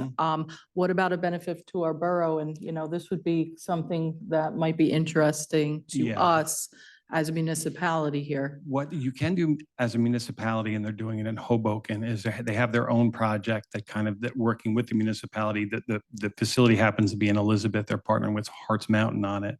Okay. And I don't know if that's going to power any of the municipal complexes. One of the things is that the developer like us, we get a credit back from the BPU. Mhm. It's much lower for, it's much higher for individual rates than it would be for like a municipal building. We'll probably get a KWH back for 5 cents a kilowatt hour versus 13 or 14 cents we would get an individual rate. So typically what happens is it doesn't pencil out. So developers have not subscribed. We'll subscribe, for example, with Doug, we subscribe to his Perth Amboy building because it's Mhm. individual meters that Doug pays the bill for. So Right. that's worked out well. But for municipal building, for the type of meter that to have, it typically doesn't work out, but it Okay. can. But it can. If we can, Okay. for example, in Millville, one of their buildings was perfect for it. So we'll certainly look at that if that's something you'd Be like. interesting. I mean, So I know the yeah. school districts already put solar up in their high schools. Mhm. That was through their projects. I don't know what they turned around and did and what cost effect that had. But just looking from a municipality, just something I was Yeah, curious and- about. Besides Perth Amboy, who else have you worked with? In, Besides Perth Amboy that well, you, Woodridge, Edison. Okay. You know, we've, in terms of just gotten letters, gotten about 60 mayoral letters so far this Okay. year. Around here, Monroe, South Brunswick, East Brunswick, North Brunswick, Aberdeen, Old Bridge, Neptune, Tinton Falls, Edison, Perth Amboy again, because we're Okay. doing more projects there. that's perfect. We can, I can definitely make sure that we, Nicole, or whoever wants to handle that. Glenn, you love doing things like this too. Glenn doesn't have enough to do. Drafting out that letter Yeah. of acknowledgement, that can be done right away. And Mayor, for the borough attorney, it's not exclusive. If other developers come, we actually highly recommend that if they've got great projects that you sign a letter for them as well. And it's not an Okay. endorsement of Solar Landscape. It's simply an acknowledgement that you know where the projects are going to be and that you are kind of endorsing the program itself. Yeah, so I'll It's a have state that. program. Do you have the form? I assume you have the form letter. I do. Yeah. Yeah. Okay. Send that over to Sal, take a look at it for me. So, I have the Senator Vitale's resolution for you. oh, as that's well. perfect. Send that, yeah. I happen to know him. He's a pretty good fellow. I really Yeah. apologize. I know you have a lot to cover tonight, so thank you very much for your time. No, thank you. You waited through a lot. Any questions? Jim, I'm so sorry, Jim. That was the end of our first round contestants. Jim, we're going through second round now. It's all Okay. you. Thank you, Mayor. I enjoyed very much the discussion about the geese at Kennedy Park, and it reminded me of, I hope people won't be talking about this 30 years from now, because 30 years ago, the same thing came up at a council session. Maybe Jay would remember this. And back then, Mayor McCormick responded that the maintenance at Kennedy Park was regular, but unfortunately, the geese were more regular. More regular. And, you know, that was 30, 35 years ago. And, Oh, and Lord. that hasn't changed. More regular, I remember. Probably everybody Thank sitting you up so there, much. everybody in the room, everybody on Zoom is happy that the election is over. And whenever we have something like this, I try and learn from these things. And in the last election, the major issues, I think, were land use, transparency, and contributions. And in particular, the last election, there was a independent committee that had substantial funds, which we've never seen in town before. I look at, as I look at my screen, I probably, if you take all the folks sitting up there, I've probably been involved in land use and politics in Sayreville longer than all of you put together. And we haven't seen that before. But I always try and learn from these things. I talked to some friends of mine who were in land use, who are planning board chairmen in other towns, because they were talking about going down to the league. And I thought that maybe I should raise something that a lot of other towns do that we don't do in Sayreville, and that maybe we should. And it would address those three issues that were part of the last campaign: land use, transparency, and contributions. And it is this: in a lot of towns, when you file an application for the planning board or the zoning board, and in Sayreville, I would add, maybe if you file an application before Sarah, or even an application for a pilot, you have to disclose political or independent expenditure committees that you've contributed to. And I think that would be in the interest of transparency. It would be right on the application. In fact, I think the one that comes to mind immediately is Jackson. The gentleman that spoke about solar talked about, he talked about Jackson. Hoboken, of all places, Hoboken, Hudson County, they have this where they, you have to disclose your political or independent expenditure contributions. And I think that would be a good thing for us to adopt in Saraville. Maybe the next meeting, Like that. we have the agenda meeting right after this. Maybe you could put it on that agenda for the next meeting. And all it takes is amending your ordinance to say on the checklist or on the application, this is one of the things you have to do. And whether or not anybody involved with the applicant has contributed to a candidate or an official or an independent committee. And I think it would go a long way towards transparency. And I would hope that everybody would be in support of it. And maybe if some of you are heading down to the League of Municipalities, you can talk to some folks down there, because I do know a lot of towns do it and have done for a long time. I remember when I was president of New Jersey planning officials talking to Harry Pizicki about that, oh gosh, 25, 30 years ago. We just never did it in Saraville. And I think maybe now is the time. I think it would be a good thing. And I think Mr. Robinson, you're coming up on 60 seconds. Thank you. okay. I think I like well, that. when you talk about transparency, I think that maybe a little bit more time is. If I understand you correctly, I kind of like that. If I'm following along, what you're saying is that other towns turn around and have basically this disclosure ordinance, resolution, whatever you want to call it. That if you're coming before any of our boards and you have a development project, you disclose if you have contributed to any of the campaigns from the elected officials that are serving on those boards or on the council. Is Yeah, that what I'm? or independent committees that support those candidates. Or independent committees that support those. So this is not novel. This exists in many, many other municipalities. No, it's not This novel. at sounds all. like a no-brainer. We already have that, Jay? Mayor, I know you have something similar. I don't know if it's got the exact wording Mr. Robinson is referencing, but you have a political disclosure statement that's required to be submitted with planning board and zoning board applications. Oh, really? Yeah, it's Let's not as com- comprehensive though. Let's compare it. Let's turn around and compare it and see what the other municipalities have in conjunction with ours, because do developers actually, have they been called to task to publicly do that at any of the meetings? Listen, you turned around and said that it was a campaign thing. Listen, it's a resident thing. It's a transparency thing. I think that especially in Saraville, we have been literally a hotbed of development. I feel like Saraville is on the map. Like every developer and their brother and dog want to come here and build something. And I don't think that's going to slow down. And I don't think that's going to change. And I don't think that's going to change throughout the And get a state. pilot when they build it. Well, and that's the other thing too. And listen, our residents are coming out now in droves. We were a packed house today. So, I mean, maybe it's easy for me to say, but I would support that 110%. Let's do a comparison of what we have and what some of the other towns have. Let's compare and turn around and put it on the agenda for next meeting, along with the open space change for the lower Laurel Park Fields, which we know has to be done by, these two things would have to be done on the agenda for the next meeting. Yeah.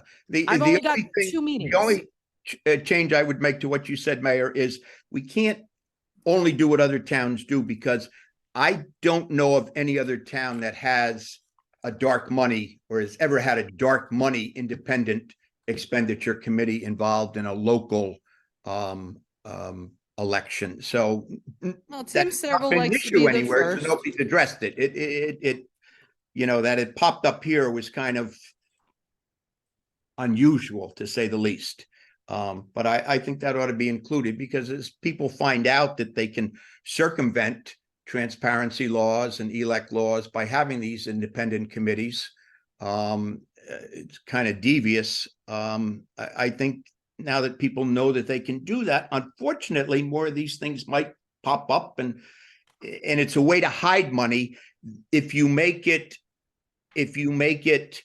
a condition of an approval for, Sarah or a pilot or the zoning board or the planning board, it helps to take away that shield, that curtain, so that there is that transparency. So, Sal, wonderful. Again, our attorneys are great. He's already used the technology on the dais to pull up at least one other town's, disclosure statement. I believe you said that one was Jackson. I was taking notes, Mr. Robinson. Yes, so he already did that. He's good. So they're gonna work on this by our next meeting. I know it's only in a couple of weeks. Let's have something so at least we can review and see what we can get accomplished here. I agree with you. I think the more Madam Mayor? comprehensive, the better. Yep. So- Madam Mayor, if you don't mind. Yes, Council President, I heard a voice and I wasn't sure who it was. I thought Jim's voice was changing on me. Go ahead. Not quite, but you know what?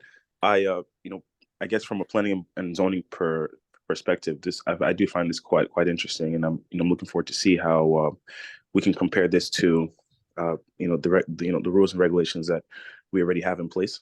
And of course, as you mentioned, even for the sake of transparency, I think it is a good idea that we see how we're already requiring certain levels of disclosure, or and if we're not, maybe we can see how we can. I do believe that there are some places like I think Hoboken and some other parts of North Jersey that do require, this type of common practice within their applications. Just again, as you mentioned, for the sake of improving transparency and preventing, certain, I guess, forms of dark influence, if you will. So I appreciate that comment, and hopefully we can get some more info in our next meeting. Thank you. Thanks, Council President. I agree. Any other comments from the council? Or we'll just look and see what we get for our next meeting. Mayor, could I make one other comment? Sure. As long as the attorney was taking notes, I was taking notes on what he was doing too. And on that Sarah resolution or ordinance, I just want to make two comments. Number one is in 2-51.2, it talks about the township rather than the borough. That was probably just a cut and paste error. I Oh, think, yeah, let's. that's number one. And the other is in 2-51.4. It says, I understand the intent here, but it says all appointments to Sarah shall be made in January. I think what the intent was that the terms will start in January. But Yes, you can that's say what I all meant. appointments will be made. I mean, if you have a death in February, the mayor isn't going to wait to the subsequent January to make the appointment. So I think I understand the intent, but the terms should start in January, but not that all appointments should be Yeah. made. Thank you for that clarification. I'll be honest with you. I know I didn't articulate that well. And Change it again and reintroduce it? well, My thought is that the way it's written captures the Yes, goal of yeah. the borough. If anybody disagrees, I'd be happy to go back and revisit the language and then we could reintroduce. What is the goal that you're stating that as you interpret it? So the goal, and my understanding of the council was is that. Sal, can you use your microphone, please? Sorry, Mr. Robinson. So my understanding is that the council was concerned with the fact that there was going to be appointments made in January, and then there was individuals who had expiration in July. And so there was a determination made that going forward, that terms are going to expire at the end of the year rather than July, and that new individuals who were appointed will take their seat in January. So That's When is the fine, but appointment? that is different than what this says. Mr. Robinson, just one second. Councilwoman Roberts and I are having a dialogue. Thank you. so what does that mean by the appointment? Does the appointment get made in January? Can we stick initial appointment in there without having to reintroduce them?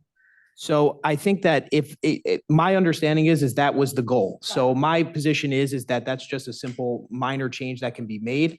There are mechanisms where we don't have to reintroduce at this point. It's just been introduced by title. And then moving forward, we can move forward when we publish the entirety of the ordinance for second reading. We can include those minor changes because I think that It's really a clarification. Exactly right. It's not really a change. It's we're identifying that we're talking about a term. there's no substance the substance is not being modified. It's simply just a minor change to further clarify the goals of the council on this ordinance.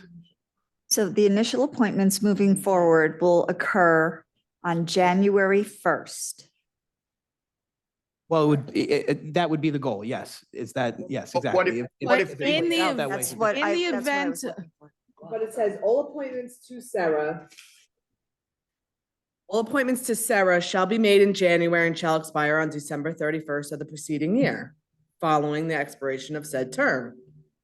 Any Yeah, so- commissioner of Sarah currently sitting with an unexpired term shall continue to sit as a commissioner until the expiration of their term, which presently occurs in July of 24, 25, and 26. We were adding 27.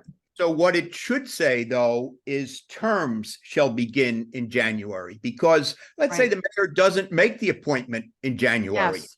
And in February, is the council or somebody like me going to stand up and say, no, the ordinance said you can only make it in January?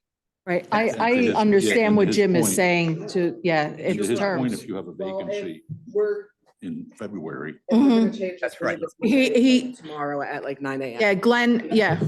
No, but Glenn, Otherwise, it's not gonna go in. well, like I'm saying, like even Glenn says, and he agreed, this is a shocking moment. Because Glenn actually sees and agrees with the argument here that you're making, Jim, the point. yeah, he's got. Yeah, you have a valid point here I with think as that. time goes on, we're going to find out he voted no on the ballot. My question. suggestion, I want to But, listen you to know, me. As a matter of fact, Quit Mayor. while you're one of the ahead, things- Jim. One of the things that raised this was we've had a couple deaths on Sarah. Yes. And, you know, if those people don't die in December, you know, they're in conflict with the ordinance. So my thought is, tonight is that I think the best way to handle this is instead of trying to rush through and put Wait, one wait, word wait. changes in, and then the next meeting at the second reading, there's issues with those changes. We still have 2 meetings left. There's ample time to pass this ordinance. Tonight was the first reading. So my suggestion would be is, why don't we pull that ordinance? We make the changes. I could circulate a draft so everybody is comfortable on the dais as to the specific language that we can make. We could reintroduce at the next meeting. The second reading would be the first meeting in December. It'd be passed before the end of the year. It would effectuate all the changes. And that way, we're not going back and trying to change one word here, one word there. And Yes. it's a clean process. And it'll be, and that way there's no possibility that somebody's going to raise an issue with, well, is that a substantive change? Is it not a substantive change? We can go back, we'll make the changes. That way the clerk's office isn't pressed with time to get it published by 9 a.m. tomorrow, et cetera. And it will still be passed by the end of the year, should the council decide to move forward and vote on fine. that. And I'm think just trying to that's- be I think that's helpful here. fair. I'm not trying to be pedantic. And I noticed that it does reinforce that commissioners are appointed by the mayor, because there's been a lot of discussion as to whether or not the mayor. Mayor, you would need a appoint- motion to table that ordinance Yeah. and then Well, that hasn't been changed. That's only the, That but part not hasn't the. changed, Jim. That part of the, That's the only the count, that's only the council. That's not the actual members. The Yeah. members are appointed by the mayor with consent, and the council appoint council people. No, I'm just pointing out that it confirms that, because there's been discussion. In fact, Mayor, the last appointment that was made, you said, I can't appoint, I can only recommend if somebody wants to move. And I think it was Mrs. Duffy. And then somebody moved it, and the attorney sat next to you, not this attorney, but an attorney sat next to you and said, no, Mayor, you can appoint. You Yeah. didn't say. Yeah. Listen, there's never been more, I don't know, tornado twister-like discussions than with the redevelopment agency. And I think the public saw that. And I think you can understand why right now we're combing through this new ordinance very, very carefully, because the residents are really the ones that are going to have to speak up and pay attention to these things. I think we all learned a very valuable lesson within the past 4 years. And I'm glad that that was brought up. So what I need is a motion now, in essence, to table what was introduced initially in order to move forward with redrafting just those changes. So moved. Thank you. Is there a second? Second. Thank you. Roll call soon as Jess is ready.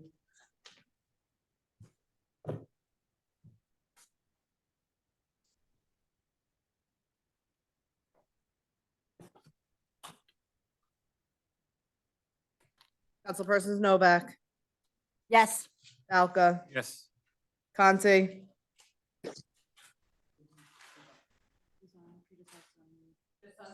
Yes.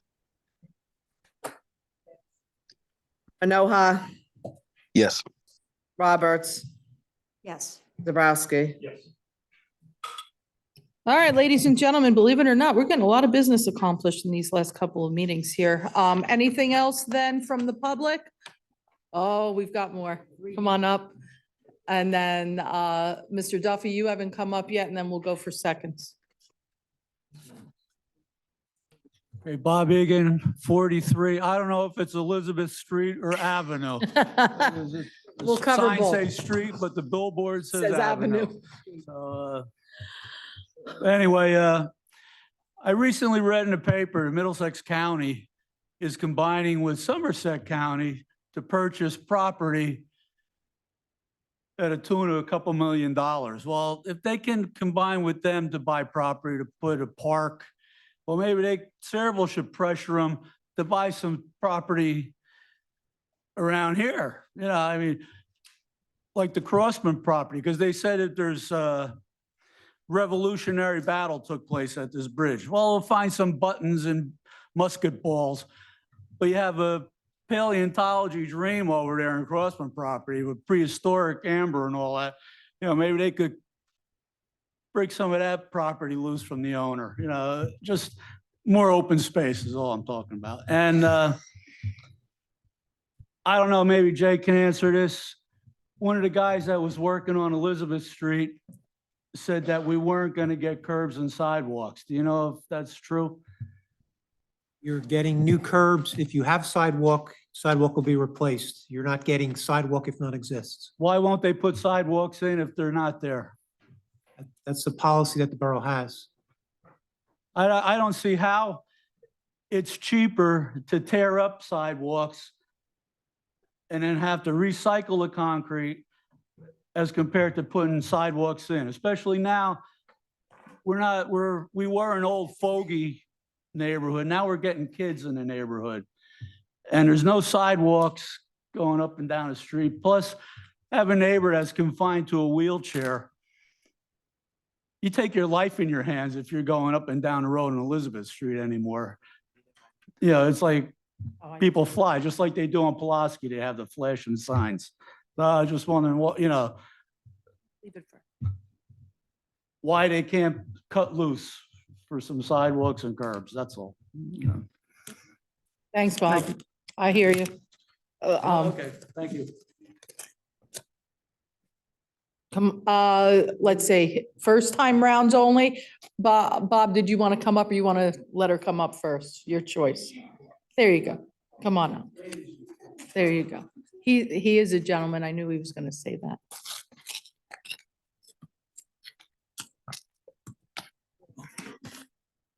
I know. I wish it was closer. Okay, Evelyn Smith, 124 Kendall Drive. Couple of things that were mentioned before. Just, first of all, there is a do not block the intersection sign at the corner of Ernston and Parkway. I saw it yesterday. Number two, one of the problems with the geese is that people keep feeding them. And these, you know, the kids, they're bringing the kids there and, oh, they're, you know, but they're bringing the kids there along with a bunch of bread, which you're not supposed to feed them them bread, anyway yeah. because they get sick because it goes to the bottom and it ferments. And Yeah. so how about some more signs saying no feeding geese allowed, period? I don't have issue with that. I don't know how much signage that we have. So I'm You know, okay I with that. mean- Mayor, you want to, or Glenn, you got that? I don't know why I said mayor. He's got it. He's only at 7, guys, so that's single digits. No, it's early. Yeah, It's not quite midnight. so, Yeah, so I mean, I mean, I know you can get dogs that'll come and chase them off, but as soon as the dogs are gone, they're back again. yeah, no, I know. But, not feeding them might make them, go away. Yeah. And people think it's really cute to feed all the geese and the ducks and. So one of them it's comes and not. chases them. Um, Not so cute anymore. Okay, I need a yes or no on this, or I can't discuss it because of the suit. Is there or is there not a signed proposal on this school proposed property, DuPont property with the Board of Education? Because the guy from the Board of Education who was here, stood here and said that they have a signed agreement. So I need to know, is it yes? Is there an agreement or is there no agreement? I mean, it could be written up, but never signed. And if so, it So- doesn't mean, a hill of beans. There was a signed what they call an MOU, a memorandum of understanding. So that was signed. And my understanding is, and again, this is all new to me, it's fresh, but my understanding is that in May of last year, there was a resolution passed by both this board as well as the Board of Education authorizing their respective administrators and or parties to execute that MOU. Okay, you mean the one that they've been hiding for a year and a half? Well, I mean, it's all public, so I don't think that hiding is the proper, description of that. But I would say that, yes, there was an MOU that was signed. Okay. I still have not read the MOU, but I'm aware of it at this point. And again, the member from the Board of Education was accurate in that regard. Now, to what legal standing that agreement may or may not have, I'm not going to get into tonight. But it was signed. There was an MOU. Again, a memorandum of understanding is what that's short for. And it was passed. It was authorized by council approval and by BOE approval at their respective meetings. And I believe it was May of 2022. Okay, so say I was selling my house and you were buying a house and we signed one of those. Could I then say, I don't want to sell my house? Well, I'm not going to engage in hypothetical legal scenarios with you from the dais. But, and so for that reason, I'm All not right, I going to go want to down sell that. my car, okay, since you're not a real estate agent. I have something and you want that something. And so we make an agreement of understanding that I'm going to, do it, but then I change my mind. But I haven't signed saying that I will, this is an understanding of agreement. Sounds that like it- you would have a case in front of a judge that you would have to make. Uh, But based on that legal scenario you just mentioned right there, not knowing more, just with those limited facts. Again, that has nothing to do with the circumstances that are presently occurring in the borough. But again, I can't engage in legal Okay. hypotheticals with you. All right, Not I'm only just- just from a Well, borough the- council the thing standpoint, but is that from an I was ethical told there standpoint, I was can't do not it. a signed agreement, and then I was told there was, and then I was told there wasn't, and so I just wanted a clarification on whether or not there actually is something out there that was signed by both boards. Again, my understanding is that there was an MOU that was executed and it was authorized by resolution in May of 2022. Okay, and just from my own perspective, the problem with the last election had something to do with a man whose last name starts with a P. You won't get an argument here. Come on up, Bob.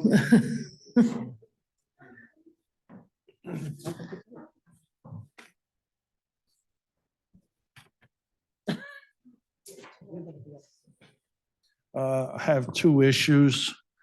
I hope to be short. On the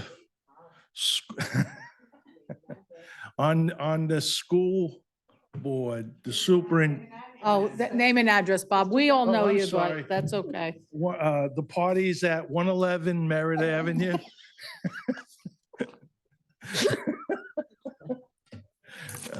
Go ahead, Bob. Thank you.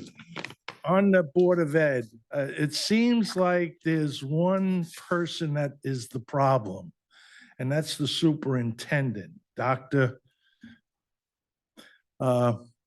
Is that a elected position or is that a pay, I'm going to defer over to our former Board of Ed member. You want to run that down for him? I mean,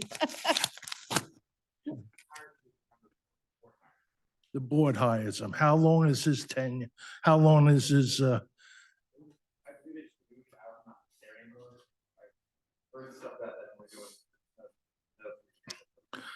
I'm just saying, it seems like, what's his name, Doctor? Like, he's like the boss of all the bosses. He doesn't want to hear anything. He doesn't want to talk to the council. He wants to go to court. He's throwing his weight around.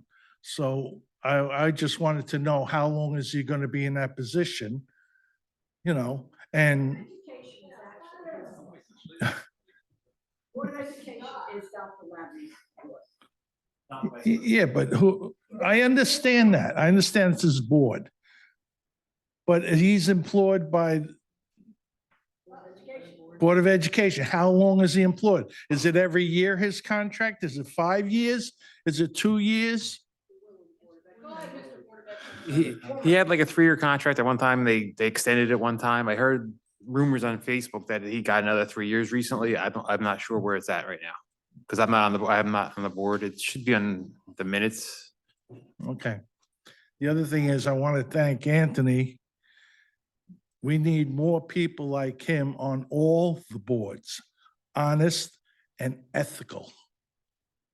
Ethical is the big word. Okay? You wouldn't have the problem with the warehouses in town if that board at that time was ethical. But we knew who was running that board. Okay? So now the other thing I'm going to ask about is, I asked in the beginning of this year to look at making an ordinance for anybody that goes in front of a board, planning board, Board of Adjustments, that their property is up to par and not in any violation. Like, just like the mosque. They went to the board and they wanted the board, the planning board, to okay their mistakes. Okay? And the board heard them, and if they would have paid their fine and cleaned their property up or be in compliance, then the board should, whatever board it is, be able to listen to them. But just as a neighbor puts an extra garage up, and then after the garage is up, they turn around and they say you're in violation.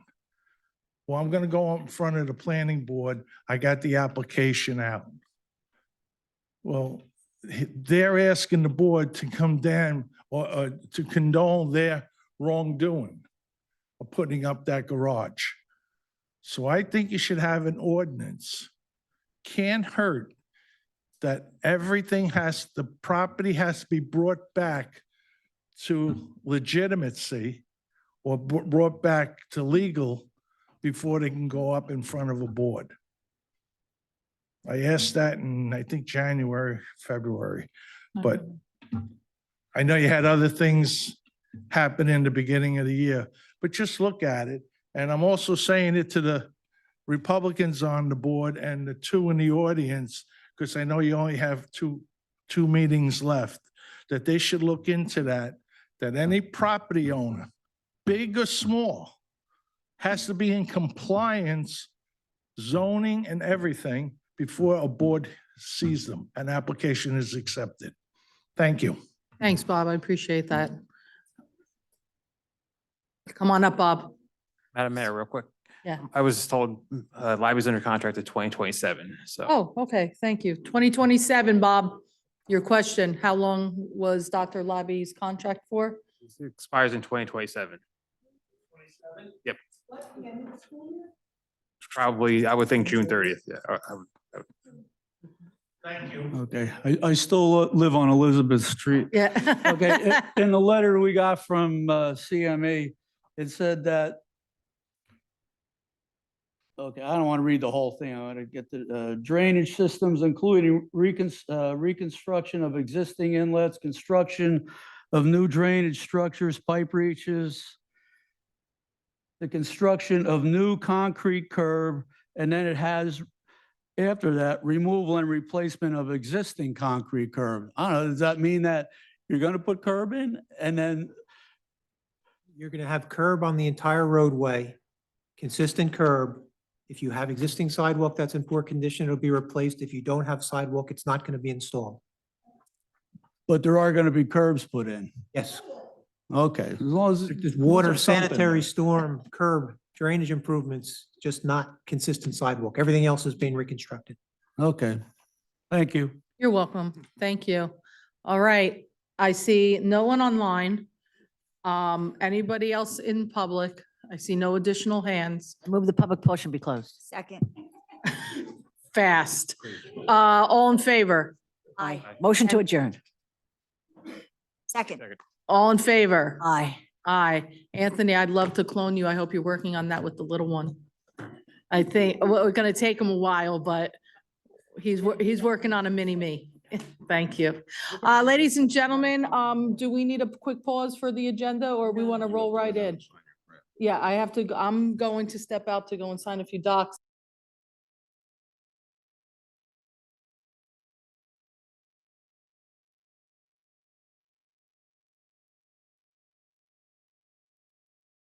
I start our agenda meeting.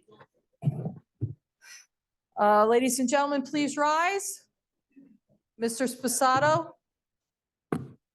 There you go. Sorry. All right, ladies and gentlemen, thank you. I pledge allegiance to the flag of the United States of America and to the republic for which it stands, one nation, under God, indivisible, with liberty and justice for all. Thank you all once again. Roll call, please, Jess. Oh, statement publication. then Take we'll do notice roll that this call. agenda meeting of the mayor and council being held this 13th day of November 2023 has been advertised and posted in accordance with Open Public Meetings Act, Chapter 231, Public Law 1975. Yeah, you better protect me. Councilpersons Balca. Here. Conti. Here. Novak. Yeah. Anoha. Here. Roberts. Here. Zabrowski. Okay, under admin and finance, review and approval of 2024 council meeting schedule. I have to make some changes to that, so we'll just pass over that. Authorization to renew Reliance Insurance Group LLC as our insurance broker for health services for the year 2024. Why didn't we RFP that? Or RFQ it? Why didn't we go up to RFP or RFQ for insurance services? We never did. It's on best practices that we should, and I think they, Hey, then, don't we? but they get 5% commission, I believe, from our premiums, which could be $400,000 at least, I would think. So it's something we should think about. I mean, I can talk to Danielle. Okay. Keep in mind, our insurance runs out, I think, the 31st, doesn't it? Yeah, well, last year we didn't approve them till January because there was another issue, but I'll talk to Danielle on that. Authorization to execute a contract renewal with North American Insurance Management Corp. to serve as risk management consultants for the year 2024. It'd also be RFPable, you think?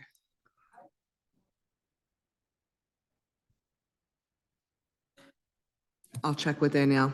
Authorization to request proposals for grant writing services through a competitive contracting process. Authorization to execute the renewal of an interlocal services contract with the County of Middlesex for the provision of public health services in the amount of $195,414.80. Authorization to renew a contract for animal control services with the Associated Humane Society in the Borough of Sayreville for January 1, 2024 through December 31st, 2024. Authorization to accept the subgrant award of the federal fiscal year 2023 of Emergency Management Performance Grant and Emergency Management Agency Assistance in the amount of $10,000.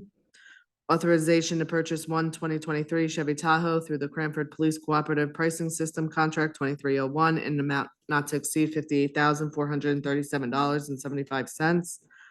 Authorization to execute an interlocal services agreement with the Township of East Brunswick Fire District for the provision of fire protection services for a 4-year term commencing January 1, 2024 through December 31st, 2027 at a $10,500 per year.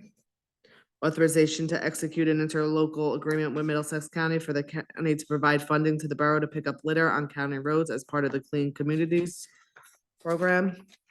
Authorization to establish the following recreation program and fees associated with said program: STEM camp with Lego, 1-week camp, residents 130, non-residents 150, and a STEM program with Lego, 6 weeks program, residents 134, non-residents 159. That's it for me. Asking for authorization to call for a certified list for lieutenants and sergeants from the Department of Personnel. Looking for authorization to amend the management salary guide to have the title of management specialist. And that'll require an ordinance. Authorization to adopt personnel policies and procedures as required by the Central Jersey Joint Insurance Fund. And as I. What exactly, are they all new policies or just that we're Just renewing? updated policies Gotcha. to tweak it to Yep. their satisfaction.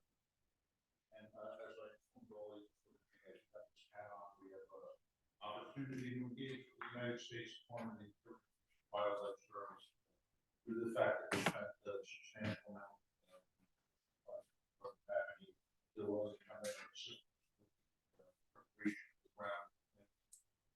which will cost us money.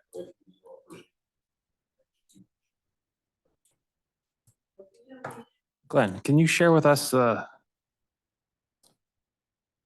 what's it called? The job description for the management specialist? I'm sure it's a, It's a step down from the department manager. I'm just saying, could you just email to us? You don't have to talk about it now. I mean, I'm just curious.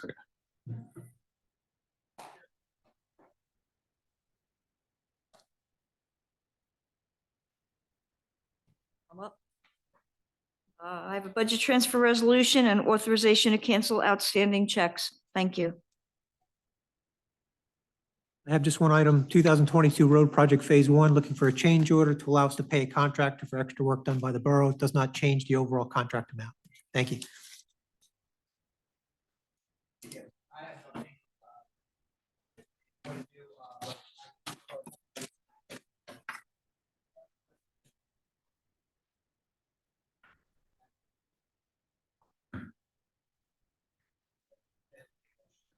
I make a motion to open to the public.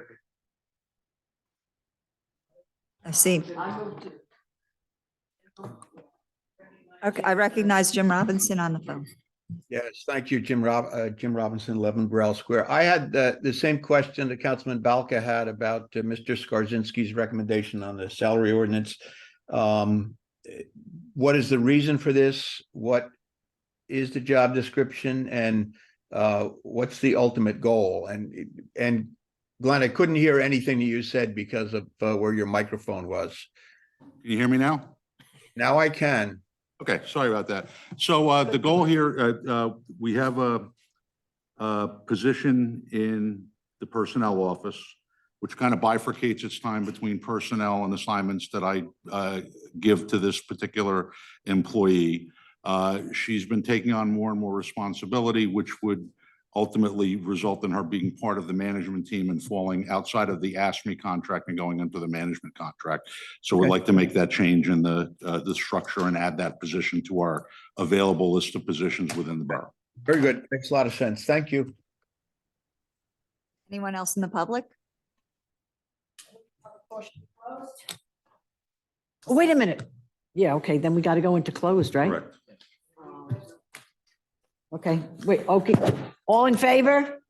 You didn't get a second. Second. She did, she seconded it. Yeah. Yeah?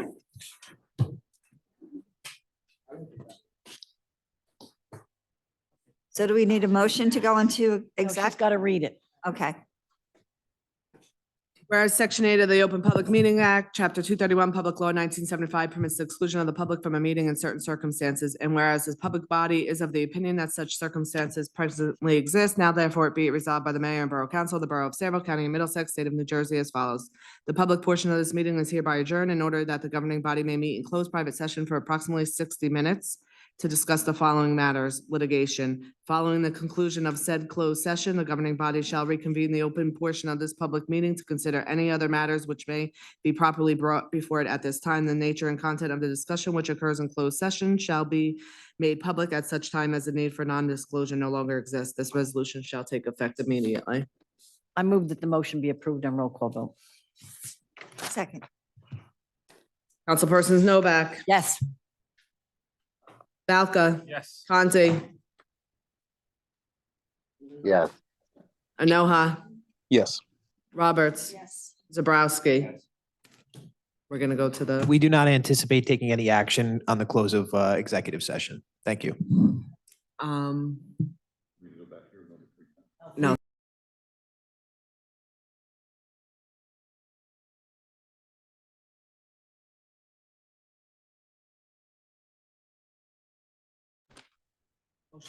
Make a motion to reconvene.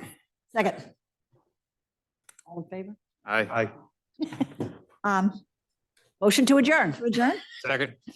All in favor? Aye.